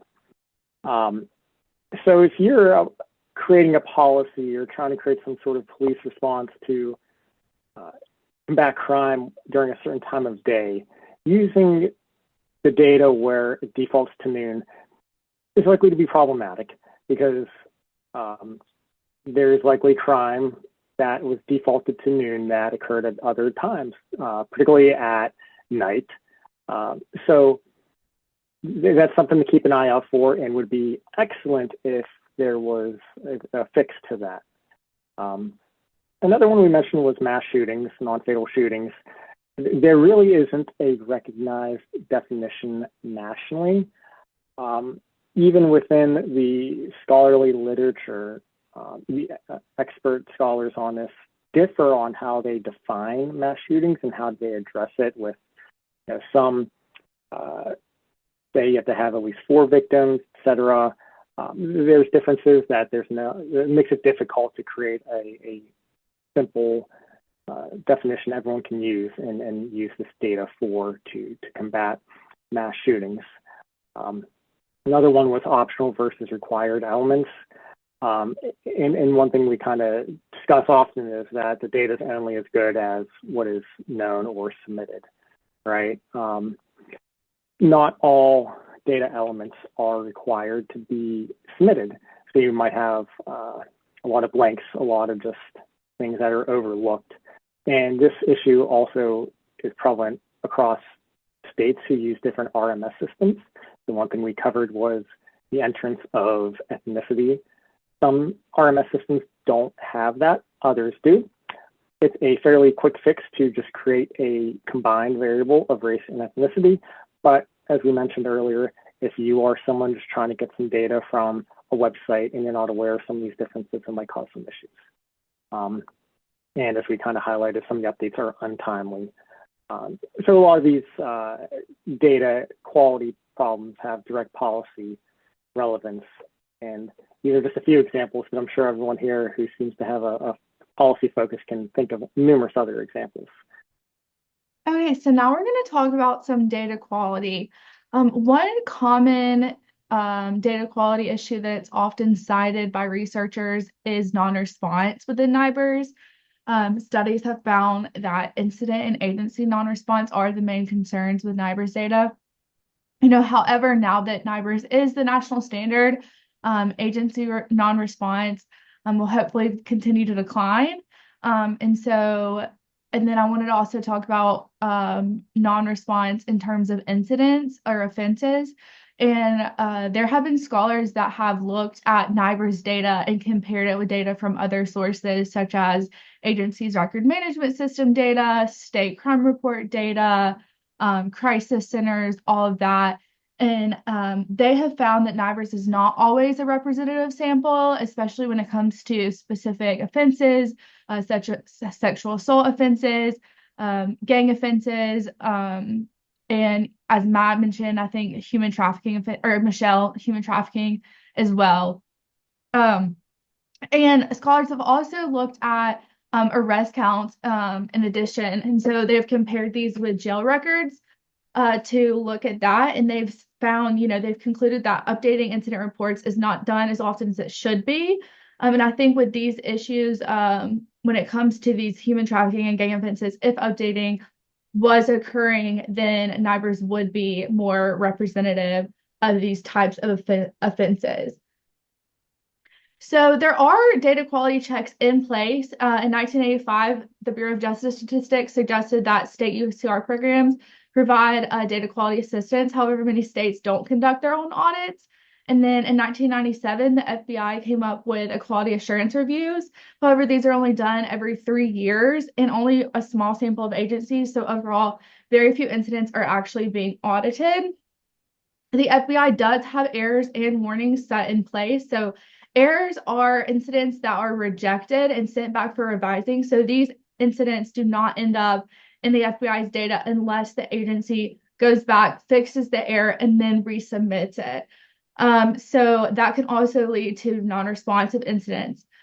Warnings, however, are accepted, and the FBI will send these back to the state USTR program. And I know within Georgia, our state USTR program also has errors and warnings that goes to the agencies before the FBI gets them, so they have time to fix them. And then in addition to all those checks, a lot of agencies have records management systems that are NIBRS compatible, and so these have errors and warnings set in place. However, not every law enforcement agency does have a NIBRS compatible record management system. And in addition, there are still different types of errors that can occur, such as typographical errors. So here are some data quality checks that we can do as researchers. So as I mentioned earlier, you can compare NIBRS data with data from other sources.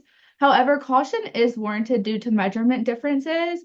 I know within Georgia, it is a state requirement that law enforcement agencies submit family violence records to the GBI, which happens to also be our state reporting agency for NIBRS data. And so one comparison that we can do here in Georgia is compare our family violence crime that agencies submit to the GBI with family violence offenses that is in the NIBRS data. So that is a way we can kind of compare NIBRS, the quality of NIBRS data.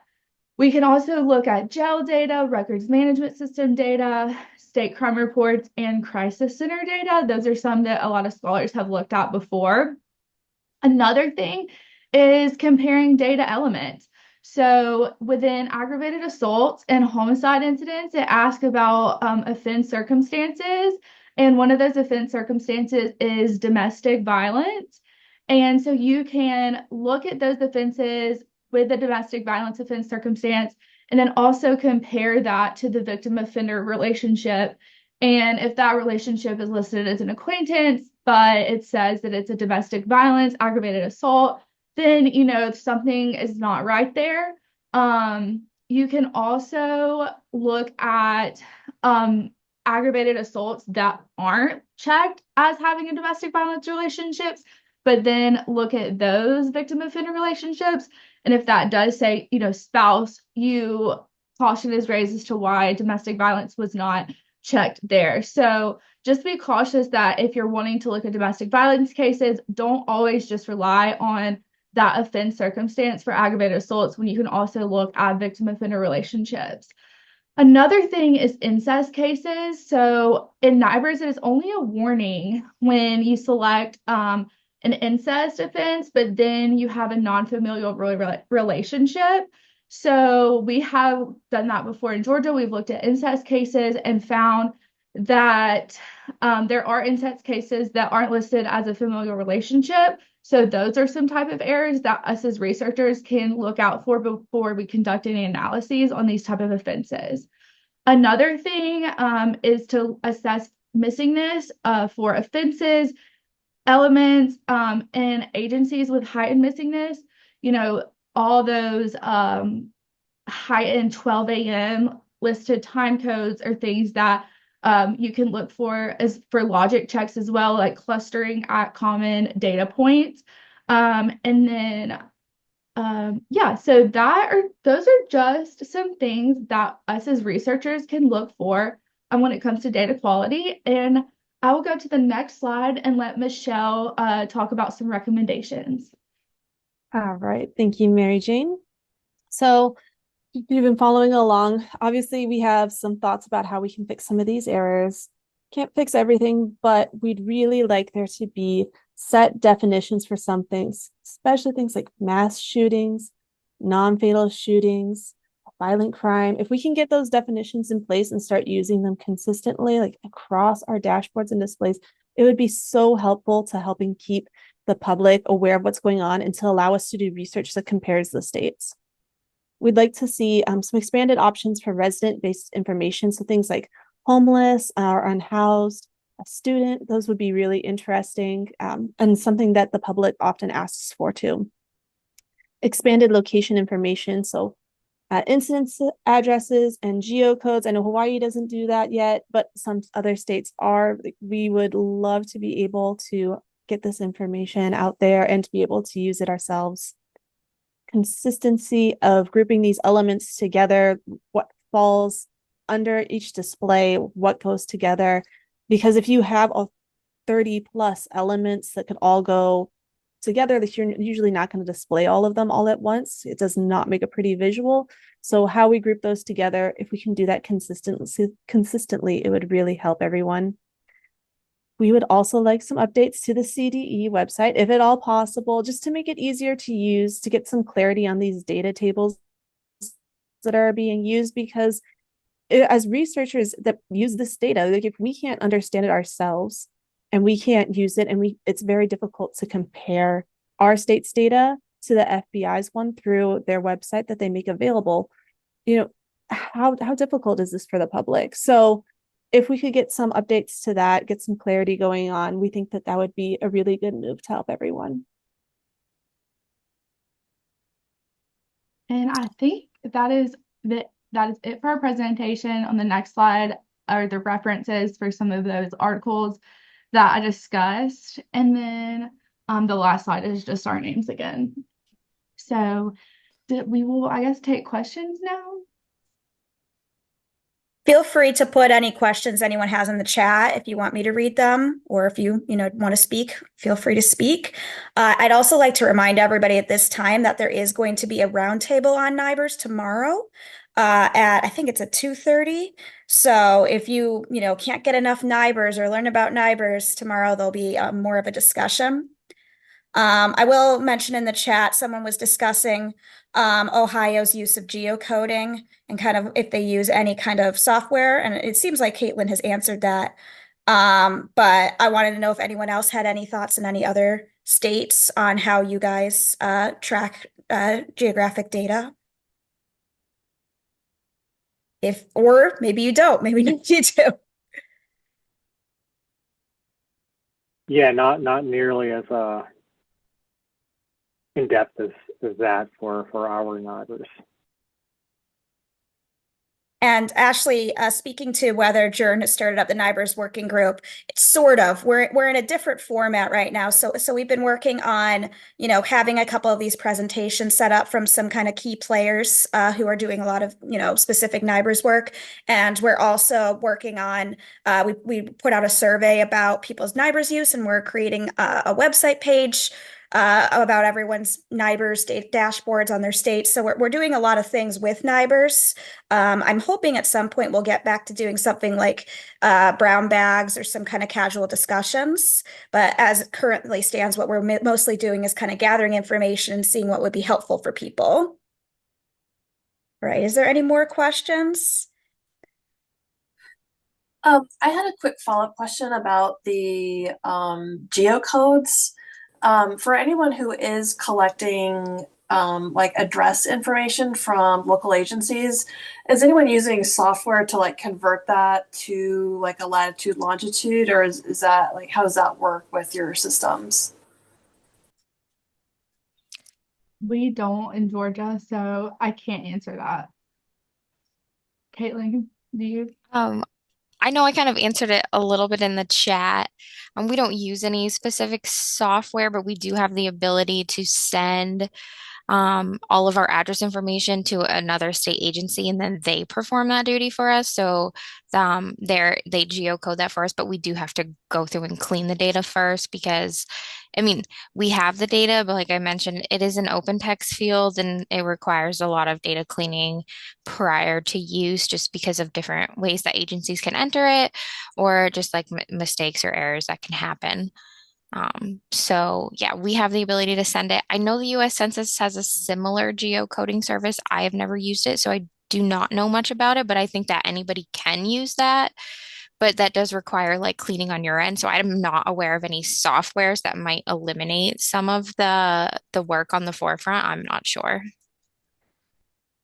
I also have another question, if there's none on there in the chat, which is I was wondering if any of you have worked collaboratively with another state with NIBRS data, or if you guys are all just kind of doing internal. I know you discussed a little bit how there's, unique elements of your state that you have to consider.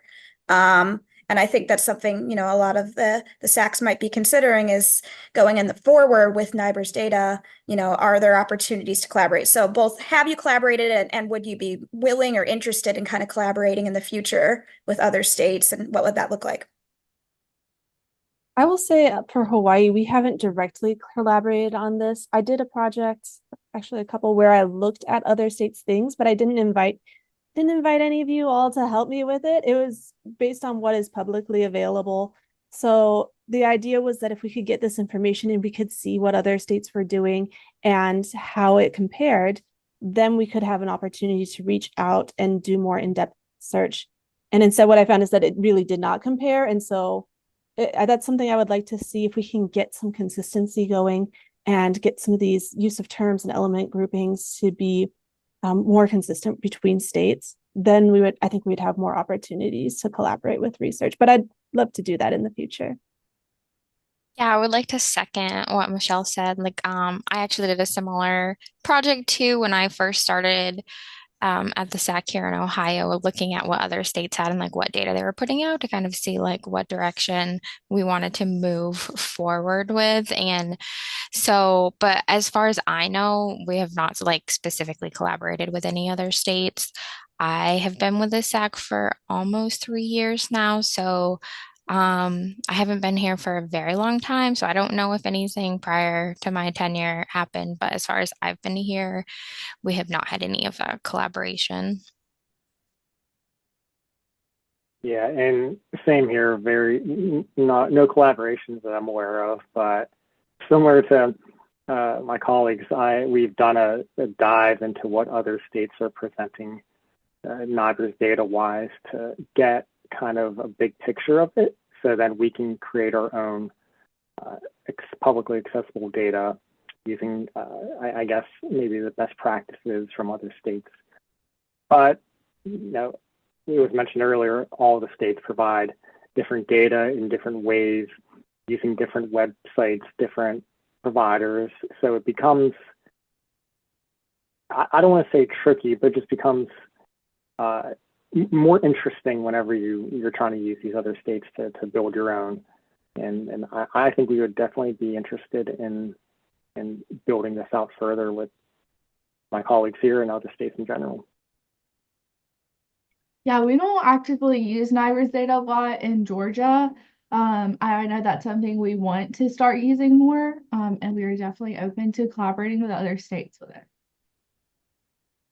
Great, thanks so much. I thought it was noteworthy that Michelle mentioned that family relationships are different in Hawaii, because my dissertation used NIBRS data from every state, and I was looking at relationships of child abuse victims to their offenders, and now I'm like, I guess Hawaii, I probably did it completely incorrectly, and I wish I had, had these kinds of contacts and collaborations at the time. I think that the SACs, there's a lot of resources and knowledge. So even if you have the data set, it might be worth reaching out to people in the SAC to see if they know any secrets. I guess it's not secret, but I didn't know the family rules in Hawaii. So I think that's, a good indicator of how information can be valuable even beyond just a data set. Yeah, thank you. Yeah, our data is different, I think, in every state in little ways like that. And you really don't know. There's no way to know unless you've reached out. And if the person there understands the data as well, it can provide that to you. So if you messed it up, it's okay. Like, that's what we have available for people to compare. And so it's just something that's unique with us in Hawaii.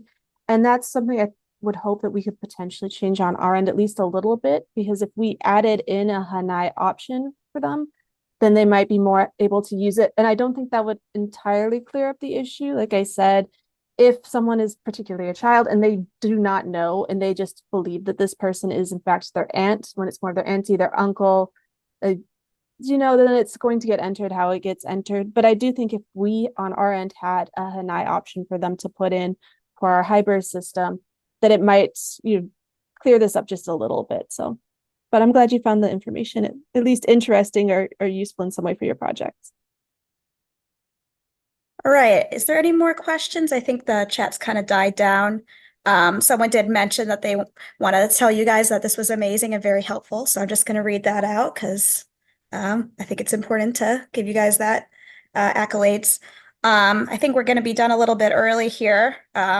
But like I said, a reminder that tomorrow there is going to be a roundtable on NIBRS from 2:30 to 3:30. You'll get to see Caitlin again, as well as Paul Perone from Hawaii and Kimberly Martin from the Bureau of Justice Statistics. So I highly, highly recommend going to see that if you want kind of more details on NIBRS or you want to kind of be more involved in the discussion.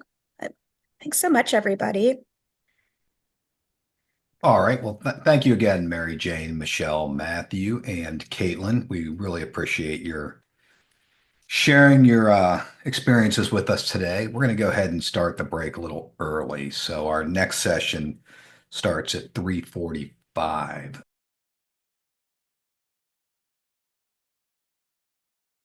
right. Welcome back, everyone. We're going to go ahead and get started again. I'd like to welcome you back for our final roundtable of the day. It's on merging data. It focuses on the processes and strategies for linking emerging data sets, highlighting the experience of SACs that have successfully navigated this task. We'd like to welcome our moderator, Keith Finley. Keith is the acting chief of the Business Development Staff Economic Reimbursable Surveys Division of the U.S. Census Bureau. This roundtable will feature discussions from Felissa Weidland-Christ of Delaware, Jeffrey Zubach of Maryland, and Christina Schulz of Wisconsin. With that, I'll turn it over to Keith. Thanks, Jason. I'm really pleased to be here and excited to talk to our colleagues from Delaware, Maryland, and Wisconsin. To start us off, please describe one of your successful record linkage projects, and we'll start with Felissa. Good afternoon. I think one of our most successful ones is our recidivism database that we have created to do all of our recidivism work that is mandated in statute for us to do annually. So we have linked data from the arrest files to the conviction files, the court information to the DOC, and we house it all in one database that helps us triangulate everything in one place. We've created a form to that fills from all those data, the data that's linked behind the scenes. Thanks, Melissa. Let's see. Jeff.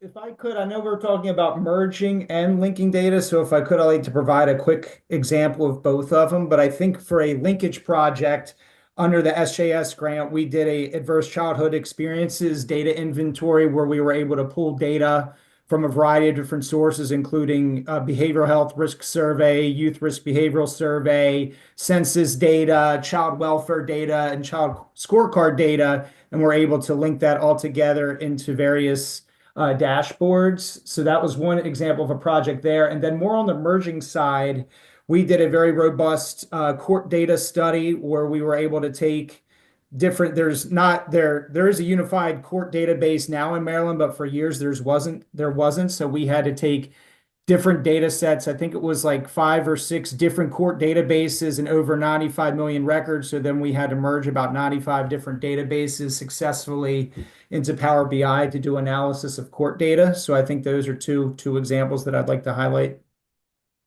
And before I move on to Wisconsin, can I just make a distinction here? So Felissa's first example and Jeff, your second example sounds like at the person level. And the ACEs example, adverse childhood experiences, that sounded like more of a geographic area? Were we able to merge at the person level? It was at the geographic level. And for our court data, we didn't have personal identifiers. That was one of our limitations. We do have demographics, but we didn't have personal identifiers for that. So it's at the court district level. It was at the case level. Case level, got it. De-identified case level. Okay, and then Christine, Caleb, and David, are you going to respond as a group, or I'll turn it over to you to decide which project you're going to talk about? Sure, I can go ahead. I was already planning on stealing their thunder and giving the big example I think we're all probably thinking of, and then they can hop in and add anything they would like. I would say here at the Wisconsin Department of Justice, we've been working on a data warehouse project, part of the Justice Reinvestment Initiative that others might have heard of already during this. But essentially part of that project, we are building on a pilot project that used static exchanges between our partners at the state courts, Department of Corrections, and then the Wisconsin DOJ. And so for the JRI 19, we've been automating that exchange to build a cloud pipeline, data pipeline that's linking on the person, event, and entity level for analysis, and then setting it up for scale so that we can add in new additional data sources, which are already happening concurrently with other projects. So I would say that's our big initiative, especially going from an on-prem environment and then dealing with all of the capacity and security enhancements that we've had to make, and the learning curve to move to the cloud and build up the necessary services for that environment. Caleb, Christine, I don't know if you have anything to add with that. I'll go ahead and add that kind of a small component of the overall project that David mentioned is something that I've been working on, which is linking Wisconsin incident-based reporting incidents with our arrests in our centralized criminal history repository. So that's one of the big linking projects that I've been working on. I wouldn't say that it was necessarily successful, more informative. I tested linking on the incident number in NIBRS and the arrest case numbers in our centralized criminal history repository. And then from there, I also tested linking on both the incident number and subject characteristics in both data sets. So that data, if it could be linked, would ultimately contribute to that larger project that David mentioned. Great, thank you. And I'd love to hear more about challenges in that particular one when we get to one of the other questions. And this will vary a little bit depending on what you've tried to link at the level that you try to link, but have your projects involved data with common person or event identifiers, or did you have to use probabilistic record linkage to merge data? Felissa? We typically rely heavily on our unique identifier. We call it the SBI. It's the State Bureau of Identification number. Everyone has one in the state, whether you're involved in the criminal justice system or not. If you've been fingerprinted for a job, you've gotten a parking ticket that you didn't pay. I mean, everybody, I know that's criminally justice, but everybody has one that's in any way, most adults, I should say. So we use that for all of our criminal justice related data. And then we will then verify that we have the right person based on name, date of birth, and stuff like that. But we rely very heavily on that SBI. Thanks. Jeff? We haven't had much success yet. I think there's a couple projects in the pipeline where we're really hoping to link various data sets together in that arena. Similar to Delaware, we have something that's called a SID number, which results from anybody being fingerprinted, and that's kind of that one go-to number that would intersect all of the systems. But not being a criminal justice agency, we would have to do very lengthy MOUs for that process. We have at the local level, we've been able to get some jail data with an inmate number that it's just specific to that jail. We can't really use it to identify a specific person, other than we can use that number to link across different data sets. But it's definitely something that we're hoping to get accomplished in this next SJS funding cycle. Thanks. And David, Christine, Caleb? Yeah, we have a similar, so we have a state identification number, and then arrest tracking number that we use pretty as our primary linking or matching data elements. And then I was going to let Christine and Caleb talk a little bit more about what we do, because there's certain cases that don't have those for different reasons. They might not be part of the sample of data that we're getting back or looking at with historical data. So we have tried to incorporate some different mechanisms to deal with the different data sources, and then also just trying to build in that capacity for how we deal with additional data sources into our warehouse that I should have mentioned too is still very close to production. But as we scale out, how do we deal with not necessarily the same criminal justice data sources as we expand partnerships? And so they've been working more on that data linking for that. So I don't know, Christine, if you wanted to speak to that, or Caleb. Yeah, I can talk a little bit about one of our projects has focused a lot on actually finding missing state IDs. So when we have a name, date of birth, social security number, and how we can link those data sets together with a data set that does have that state ID, which can allow us to find it. So we've experimented with a few different methodologies to make those linkages happen and avoid as much false positives and false negatives. It's kind of a series of just picking certain elements and then correcting for data entry errors. So like if a name is misspelled, we can't do necessarily a direct match on everyone. So then we do different ways to account for that, like a phonetic algorithm to change those names. And then that'll account for some of those misspellings. And then maybe Christine, you want to add a little bit about what you've done as well? Sure. Thanks, Caleb. So yeah, when we're trying to match and we have names to be able to match on, like Caleb said, we'll try to do an exact match on various combination of first name, last name, DOB, other, and perhaps some other identifiers.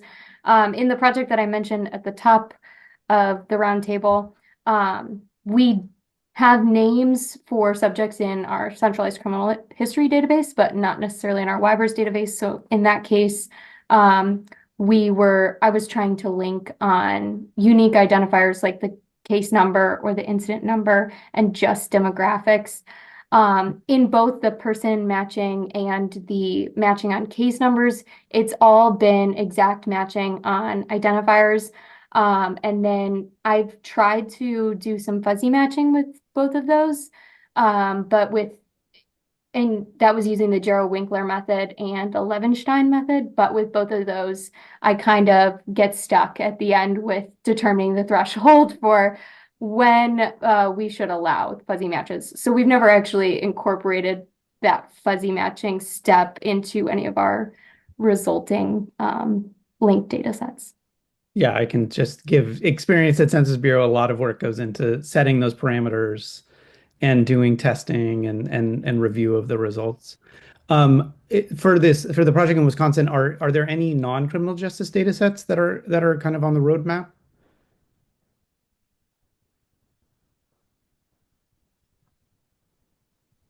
So for my specific projects, not necessarily. With so many things going on, it's hard to know where things are in the pipeline. I know that we've been working with different partners, more health related data, and trying to utilize. I think when you start to deal with data outside of the criminal justice system, you're starting to deal with different regulations, different statutes that you have to incorporate and try to overcome. So we've been in the process of trying to do different mechanisms to kind of overcome the security concerns and meet in the middle. So I don't know exactly where things are with that. Caleb, Christine, I don't know if you have more to say on that, but we've been trying to just expand out, create new partnerships. And I see Ashley put it in the chat. Yeah, we have vital records coming, overdose death records, and health claims data. So those are two of the big ones. Yeah, I would be interested in the future to hear about how the record linkage works with those other systems that won't necessarily have the state identifier in them. Thanks. All right. So the next question is, what advice would you offer to researchers setting up a new data linkage project? And back to Felissa. I would say first and foremost, which I know all of us probably experience and do already, but is really talking to the agencies and the stakeholders and getting their buy-in, getting them on board. Statutorily, we have access to all the criminal justice data in the state. That doesn't always mean that we can actually access it.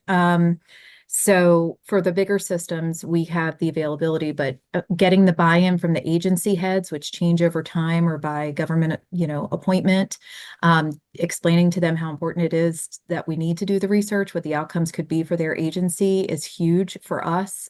We are a very small state, so it's easy to make those contacts and get somebody on board. Explaining the importance of research and why we need some of their time is a little bit harder. And it sounds like some of these things came up earlier today with the Recidivism Roundtable in terms of stakeholder engagement and finding value for the agencies that are participating. Jeff?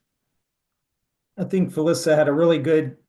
I've been trying to get into the more of the weeds, but you can't even get into the weeds without having the buy-in from the agencies first. But a couple more technical recommendations that I would have is whatever the data sources that or whatever the software, the program is. I know we've used Power BI. You can use Power Query. A lot of the different tools that are there is to try to have a mindset of what the data elements are that you want to link together, whether it's a jurisdiction, whether it's a point in time, is to really focus on what you're trying to link together. And then as far as like a data linking and merging project, it can get very intimidating with the amount of data that's there. It is to make sure that column headers match. That's a huge thing when you're merging data sets together. They don't necessarily have to be in the same place. Like it could be in, if you're looking at Excel data, it could be in row D in one and row F in another one. It doesn't really matter, but you have to make sure that the headers that you want to bring in together, that the data sets, that the columns need to match. So those are just kind of more like in the weeds, kind of technical observations, like once you actually have the data to work with. Those are great. Yeah, a lot of work goes into cleaning the data before you can merge it together. David, Christine, and Caleb?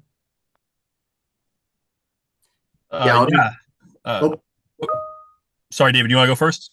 Sure, it doesn't matter to me. Sorry. I was just going to add and build on those points. I agree. And piggybacking on the kind of the data cleanings, we've been really lucky with our partners for the warehouse and understanding what they do to the data to provide it to us for the extracts. So what is going in, what variables are used for their keys, their primary keys, understanding the life cycle of the data. What might you see disappear in a new extract because of maybe some kind of data management cleaning that is just part of it. I think that's helped us on the back end with validating the files that we're getting and confronting some of those early questions you might see when you're trying to characterize the frequencies, if you know if the counts are going up or down. Having that dialogue and open that ongoing connection with the partner in background has helped us. So I agree. Yeah, I only wanted to add on to Jeffrey's comment about column headers and but the actual data within those columns as well. We were in one of our projects linking on names. If you remove all the white space from one data set, make sure you do it to the other one or your links will not work. We ran into that problem on our end and learned the hard way. So that was just something I wanted to add on to that. Could I ask, so especially where if for all of you, where you're setting up a pipeline and you might be trying to get a kind of a regular delivery of data from another agency, have those been pretty consistent, or do you have to do that validation every time you're getting data in, every month or every year or every quarter? I can start. So for us right now, it's been more ongoing every time we've received it. We're so early into the automation of it. So scheduling the basically like the ingestion of our extracts into our environment. So trying to validate that the ongoing exchange is working properly, that everything is as expected. I think as we build out and as things continue, and I should have said this, but I think we're expecting monthly automated extracts. I think that our jobs that we're running on that data to move it across the pipeline, we're trying to get set up in a way that if there is a change or something isn't valid, it would stop the job immediately and notify us so then that we could go back to the partner.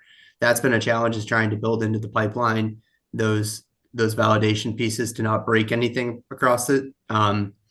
Especially when you're dealing with certain changes that are, of course, going to happen across, time, maybe not in the first few months, but maybe a column name might change or something accidentally. So trying to build in the standards, a set of rules to deter that from happening, but then also on our end, building in part of the workflow that can handle it and mitigate any downstream effects from it. So I think there will be naturally some regular checks going into it, but it'll be more so just built into our jobs that are working it through the data movement and then our databases down the pipeline.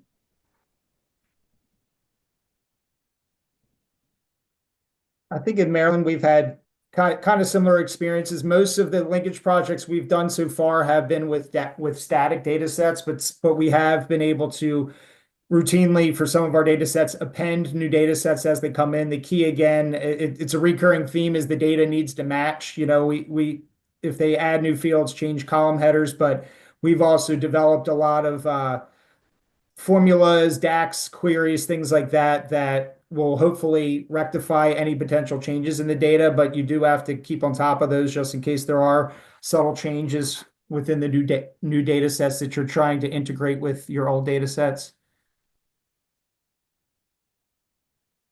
And we're just a little different. We actually have direct access to the data tables in the background. So we're pulling the data potentially real time, depending on what we're looking at. And we've built the different queries and whatnot in different programs, and then we pull it and use it separately. So we're not actually getting data from anybody else in any form other than what we want it to be. If that makes sense. I know we're off the prompts a little, but I thought of something while kind of hearing about this process. Is, do you ever find data quality issues that where you might provide feedback back to the source agency, and kind of how do you resolve those? Are they appreciative, or do you work together to fix those sort of things? Has that been part of the process of setting up these data linkage projects? So in Delaware, I don't want to pin it all on one person, but the courts are quite troublesome regularly. And we have some great contacts in different counties, but even though we're a small state, the counties tend to do things differently. And we've just, we do give the feedback like, hey, we're seeing a lot of this. Can you take a look? Some counties are better than others. Some will get right on it. Some will talk to their judges. They'll say, hey, no, that's being done wrong, or the clerks or whatnot. And others are just like, yeah, we don't care. We're just doing business as usual. So then we make the adjustment on our end of, okay, well, we have, if it's coming from that county, we have to make sure we're watching all of these types of charges because they're going to be treated differently and whatnot. I will say we have a great relationship with our Department of Correction, and they are great with feedback. Whenever we find a problem case or an issue, we shoot it over there, and they're really quick about fixing it. They usually don't ask a lot of questions. They know that we've our role and what we're looking at, so they're really good in our state. Thanks. That was really interesting. Anybody else have sort of those sort of experiences? I feel like we're getting there with Maryland. I don't want to keep beating down on the courts here, but it seems like a recurring theme for our project. We realized very quickly that when you have 30 years of court records, just the amount of data entry errors was just astronomical. So we were able to develop a very robust, and I know it's more robust than anything that the courts have put together, but we put together robust lookup tables for probably about 15 or 20 different data fields, so crime categories, statutes, things like that we've started to present our project, and we're hoping that we can build our relationship with the courts and end up utilizing these lookup tables. They could use that to help enhance some of their data. So it's kind of like that partnership. We're hoping like we've shown this is what we've done with your data. Here's the work that we've done. So we're hoping that we can kind of build that relationship, and they might be able to use some of the work that was put into our project. That's great. Yeah, I won't speak too much about it. I don't have any firsthand experience with uncovering those errors. However, I will say, I think that Wisconsin deals with the same data quality issues and just limitations between staff and their ability to tackle those things at the time that they're uncovered. So they might have been uncovered and known about, but just the resources available to handle them is always a struggle. So I think with our data warehouse that we're building, and I should have mentioned it, so it's specifically for research and evaluation statistical projects. So it doesn't have any operational use cases for it as intended, but there will be a significant amount of de-identified and aggregate level data that is publicly accessible. And so hopefully that would enable other partners to check their own data quality, to look at their numbers, see what we're getting, and lead to future projects that can look into that. Just knowing that since we're doing it our way and trying to take it from the source, I think it presents a unique opportunity to see when we work it through the pipeline, what are we getting compared to what other data sources are for similar data, looking at, the court, Department of Corrections, and what other sources that we have. So just to clarify, you're creating a data extract that could go back to one of the source agencies as a product they could use for their own research. Yep. So anyone can access it'll have de-identified and aggregate level data that's publicly available. That is intended for statistical and research evaluation projects. And then there is more sensitive data that might be containing the PII, but that is only for criminal justice agencies in Wisconsin, and then they have to go through their own set of protocols, which we're accountable for as well, and the Department of Justice here. So we have to go through those same protocols to access that. But yes, the idea is behind it that the partners that contribute the data can also access that data, and if they have the use case for it, they could access it all the way back to the identifiable level. That's great. Okay, next question. Have you experienced any legal or data governance issues in setting up a data linkage or merging project? And start off with Felissa. So we have revisited this over the years, and I'm talking a lot of years. We would love to have Department of Health and Social Services data either for housing information, behavioral health, mental health, any of those would be great. And through the process, we have found that there is a spot on the criminal history that has the MCI number, which is the Master Client Index here. And that would then we'd be able to link to their system.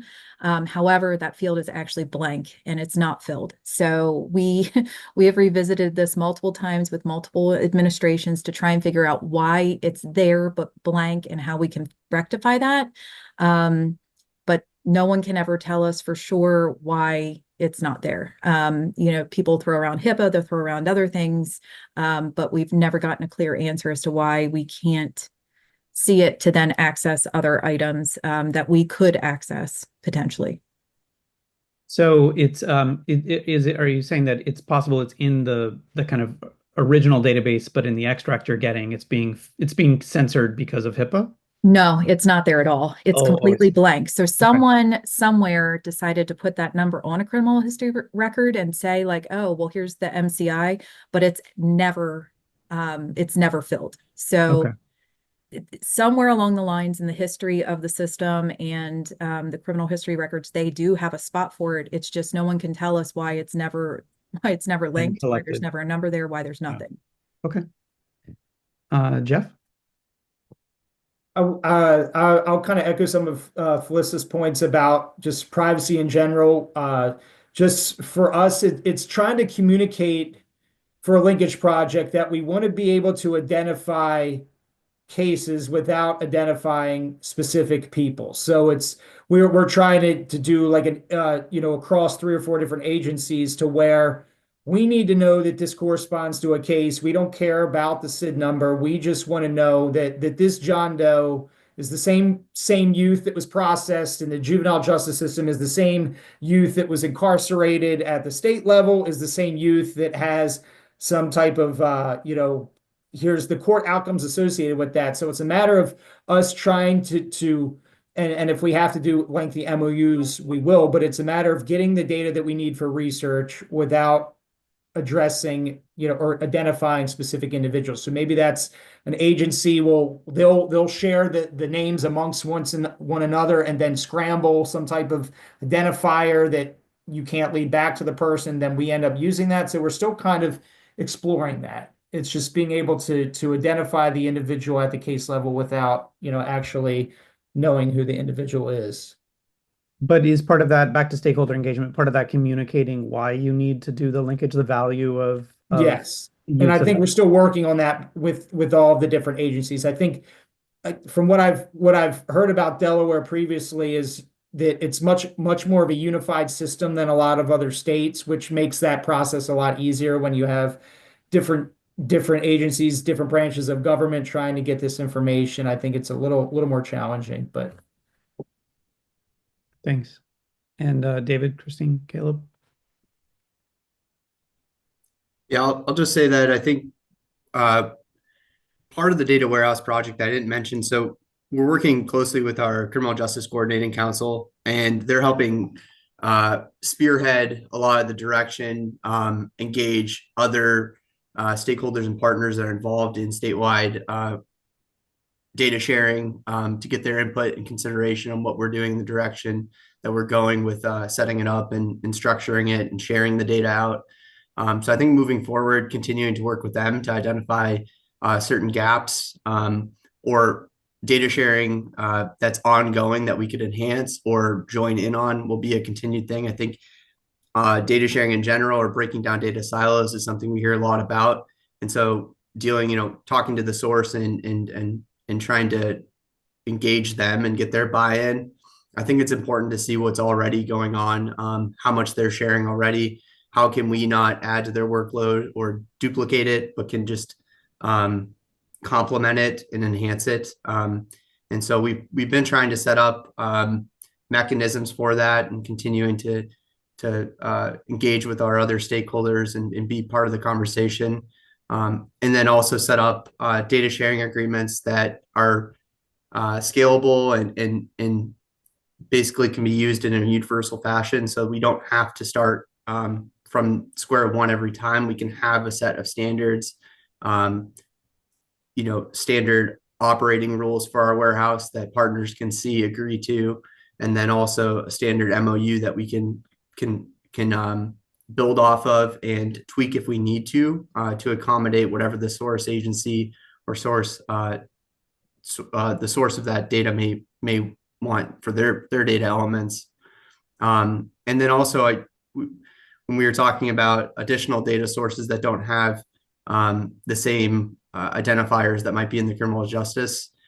So part of what we've been trying to incorporate is, the health entities might not be able to share their PII, and we might not be able to share our PII outside criminal justice. So we've incorporated like third-party services that use tokenization to share and create those unified, or I guess, linked cases. And so I think that'll be a continued strategy that we try to incorporate as we scale from this to overcome some of those barriers that happen between different areas of statewide agencies.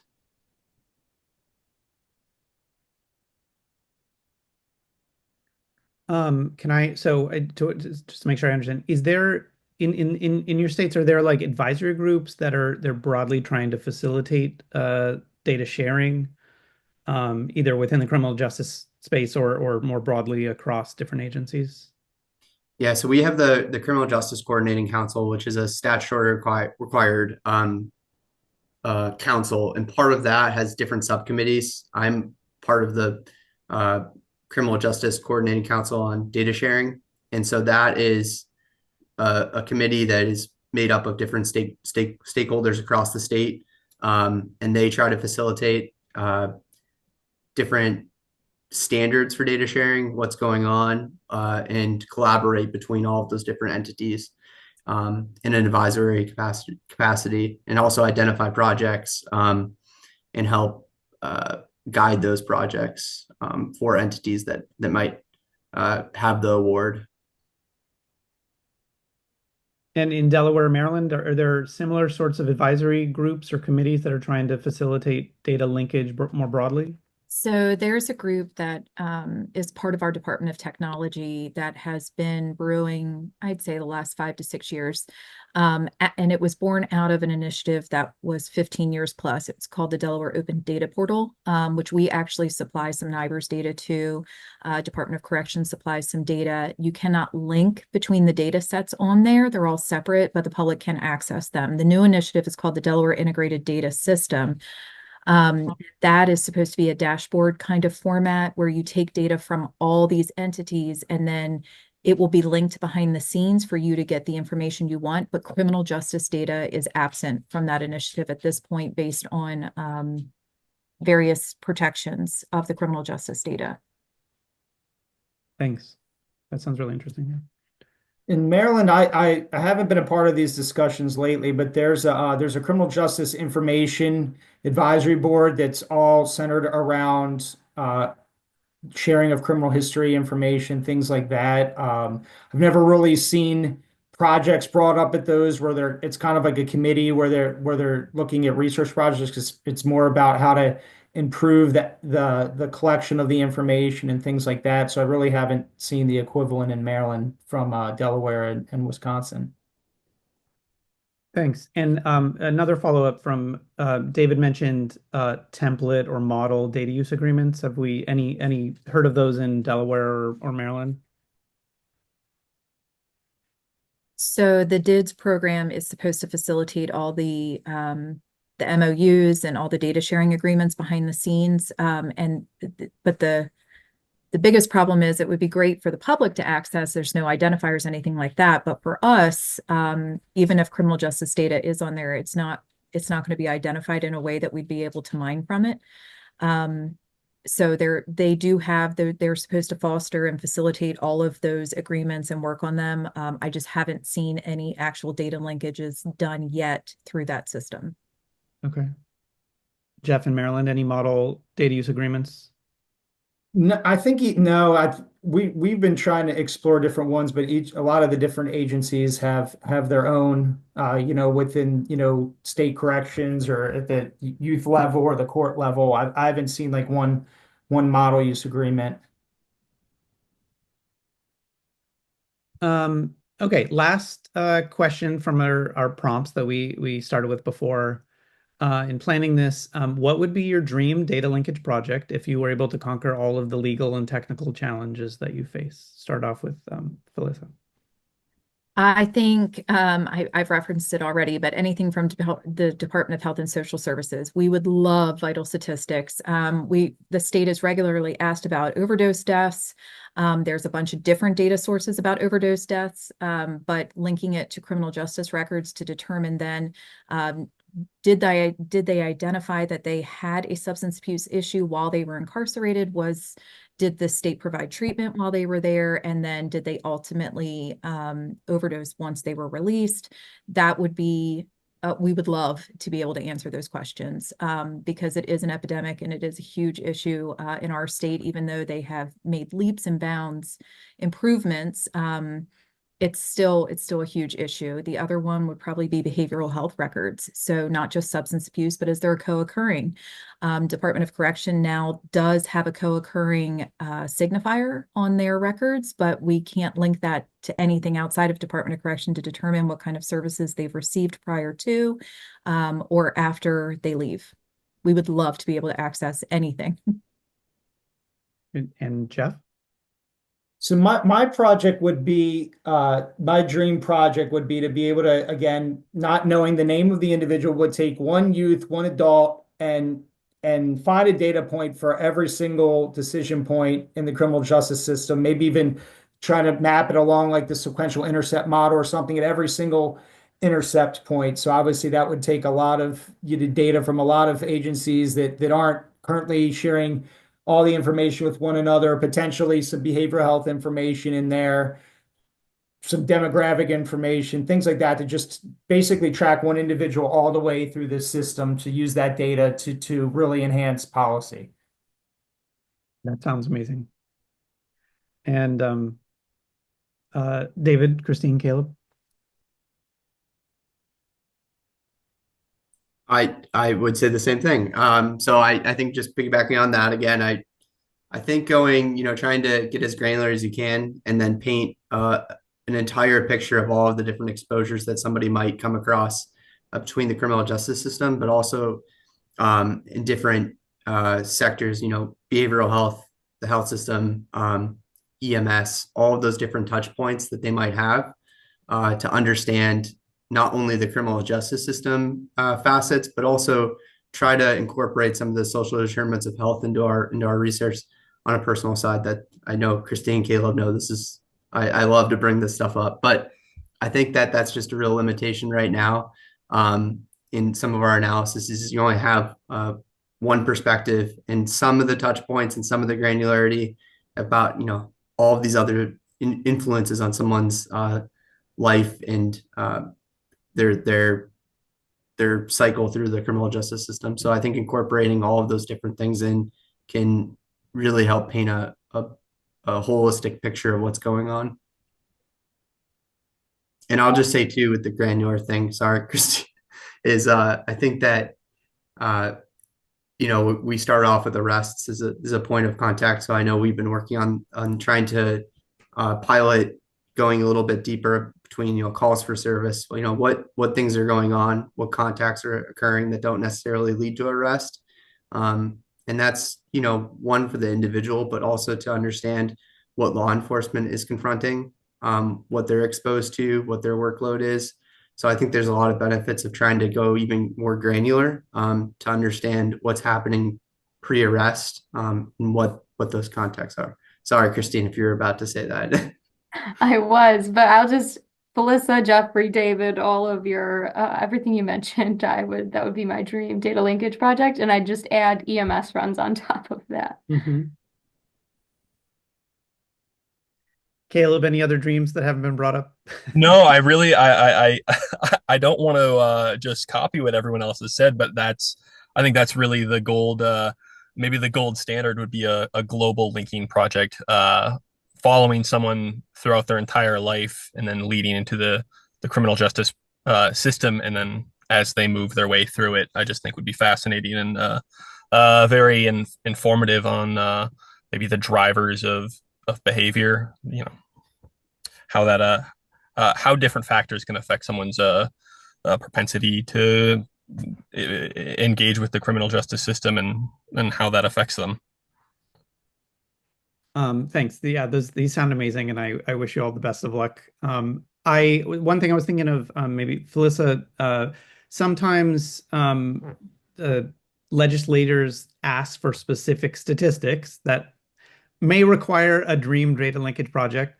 Have you ever heard of them being willing to put something into statute that might facilitate or make data linkage easier in the future? Are they willing to go that step if that statistic is so important to them? And I'll open that to everyone, but to start with Felissa. I do think our legislators would be willing to do something like that. They last session, I want to say it was last session, they created a task force to try and look at criminal justice data to determine, it actually was born out of our office. They had written a bill for probation reform, and they asked for monthly statistics. And unfortunately, my fiscal note was quite hefty. So because of that, they were like, wait, why does it take so much? And I'm like, because it's mining the data.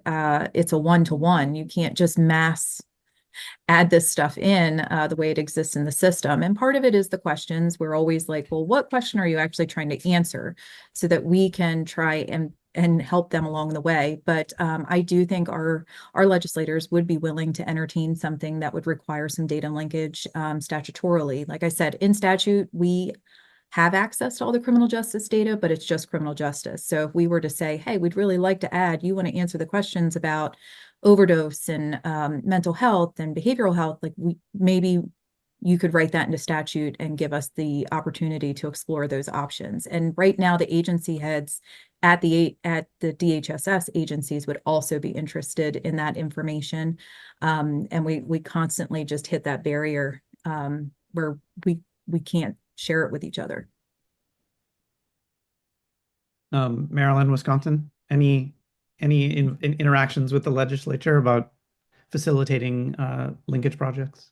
We've one of the solutions that we've contemplated a few times, it's been shot down by lawyers every time, was trying to make our SAA a criminal justice agency, but it's been shot. I don't know all of the I don't pretend to be a lawyer. I don't know all of the complexities around it, but because, I think if we became a criminal justice agency, then getting access to a lot of that identifiable data would be a lot easier, a lot less cumbersome, and with a lot less red tape. But it's been shot down a few times. I don't know if that's something to try to pursue again, but it's just been very challenging.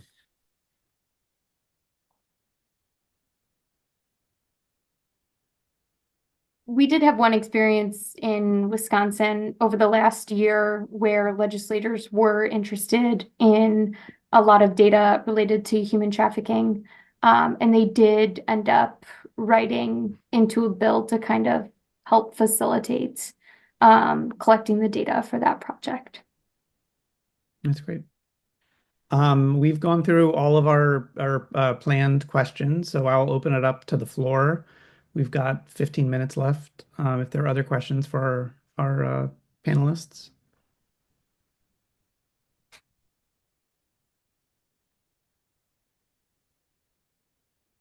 Or do you have any questions for each other? Or anything else you'd like to discuss about record linkage projects, merging projects?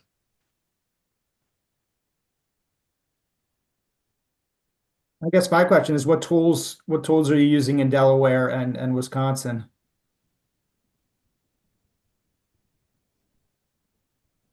Do you mean software? Some of to link the data together.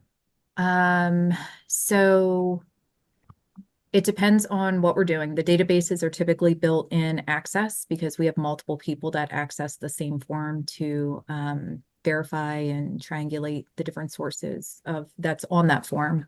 We also still require some lookup in our databases, so that allows multiple people in our office to be able to access it at the same time. There's a couple of us that still use Fox Pro, even though the state hates it, tries to take it away. It is our preferred. We had SPSS for a long time, and we found that for the cost, it wasn't worth it. We have recently introduced R, and I do have someone on staff who has developed some training for the rest of us in the office to be able to use R, and we're heavily relying on R when it comes to our NIBRS data and our crime in Delaware reports each year. SQL, I mean, it depends, I think, on the project, the size. When we're working with juvenile justice data, it's so small. I could do it in an Excel sheet and it wouldn't be cumbersome at all or take long to run. But some of the others might need some heftier programs. And Wisconsin, we've at the start of the data warehousing project, we were kind of pushed into a direction that we haven't been before. So we've stood up a AWS cloud environment for basically the data engineering pipeline. So from our FSTP server all the way to our S3 buckets, and then using glue jobs to move that data to a Postgres database. And then on the more front side of the analytical services, we're still using what we did before. Power BI, R, SPSS, and some other tools I probably can't think of right now.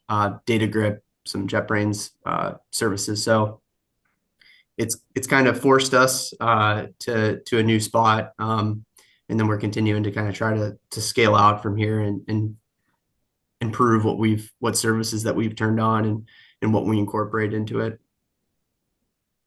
That's great. Great question. And Jeff, can I turn it back to you? Yeah, we primarily use Power BI and Power Query for ours. That's been our most successful platform so far. Great. And Ashley has a great question in the chat, which is about your experiences obtaining or retaining expunged case data, and how does that impact the research, how you answer research questions. And so turn over to Felissa first. So I saw that question. I almost sleeped on it last time. So we don't retain. There was no research carve out in the legislation that was created in Delaware for expungement. So it was created several years ago. It went live last August, and it's called Clean Slate, and it's automatic expungement for various. There's a laundry list, and it's automatic, and there is actually no retention whatsoever. So all of our reports now have a little widget in there that says, hey, can't count what we don't know about, and we know there's stuff that's expunged and there's nothing we can do about it. There have been multiple conversations with legislators about, please make a carve out for research. This really is not good. Especially our juvenile justice group has been trying to redo a risk assessment tool that they're missing quite a few kids because of the expungement situation. So even though it was expunged, we'd still like to know what those outcomes were. And they still may have spent time in a facility that's not expunged. So then we have no record to tie why they were in the facility, no arrest, no information. And then you're trying to build a risk assessment tool in-house. And it's creating a lot of problems for us in Delaware. And let me ask, so because it's automatic, you can somehow try to quantify the number of expungements that you expect given the data you're seeing in the past. Is that possible? I mean, because they can go back and expunge previous cases, it's not just current or new. No. Okay. It is hot mess is probably the best word I can explain the expungement situation in Delaware. This is a good question. Jeff? I have an interesting perspective on this. So we have the same boat in Maryland with expungement laws. And what's unique about our court data project is that we actually worked with IT developers. They actually scraped data that was publicly available from our judiciary case search.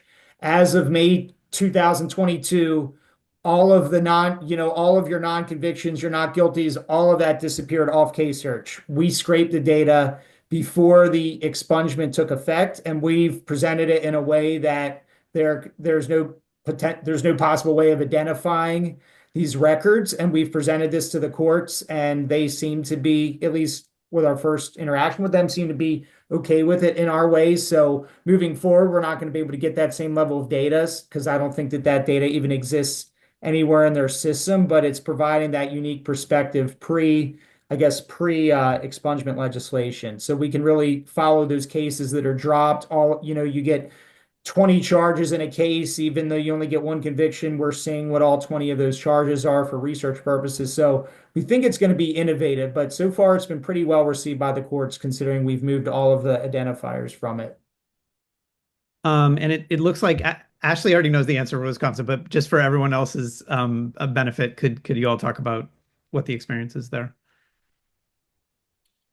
Yeah, very similar. Maybe not quite of a hot mess, but we can relate to that.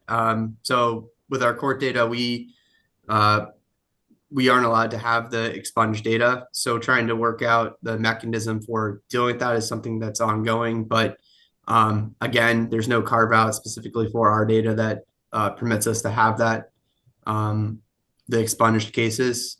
And I think ultimately, Jeff, what you said is something that we'd like to incorporate. So trying to have it so that the identity and PII aspects of that case are respected, but also incorporating it in for research and evaluation to accurately present, recidivism figures and other products for our audiences. So it's definitely just an ongoing situation right now, and trying to understand what's even expunged, and then from there, how to handle those cases. Yeah, I'll just elaborate on one point there as well. Well, David, getting down to the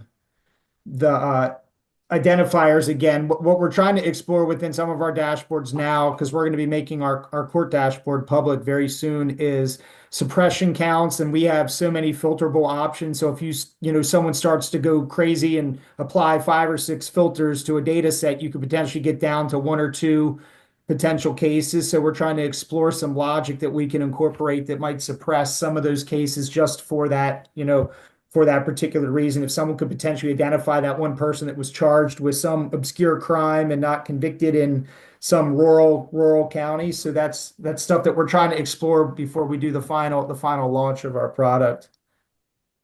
Same here, because when we're doing our de-identified data sharing, depending on what people are requesting, it's the same situation. So I think right now we're trying to suppress the count if certain figures like geographic location, like incident locations, or agency level information is requested. That's kind of where we would start to suppress information and try to protect it if it gets lower than 10. That way we don't release anything inadvertently. That is a really challenging statistical problem with data that can be as rich as criminal justice data, and unique when you get down, you've filtered down to different levels of specificity. Any other, that was a great question. Any other questions from the audience? We have a few more minutes. I'm going to put in the chat a data linkage project that we've done at the Census Bureau called Justice Outcomes Explorer, between criminal justice data and socioeconomic data.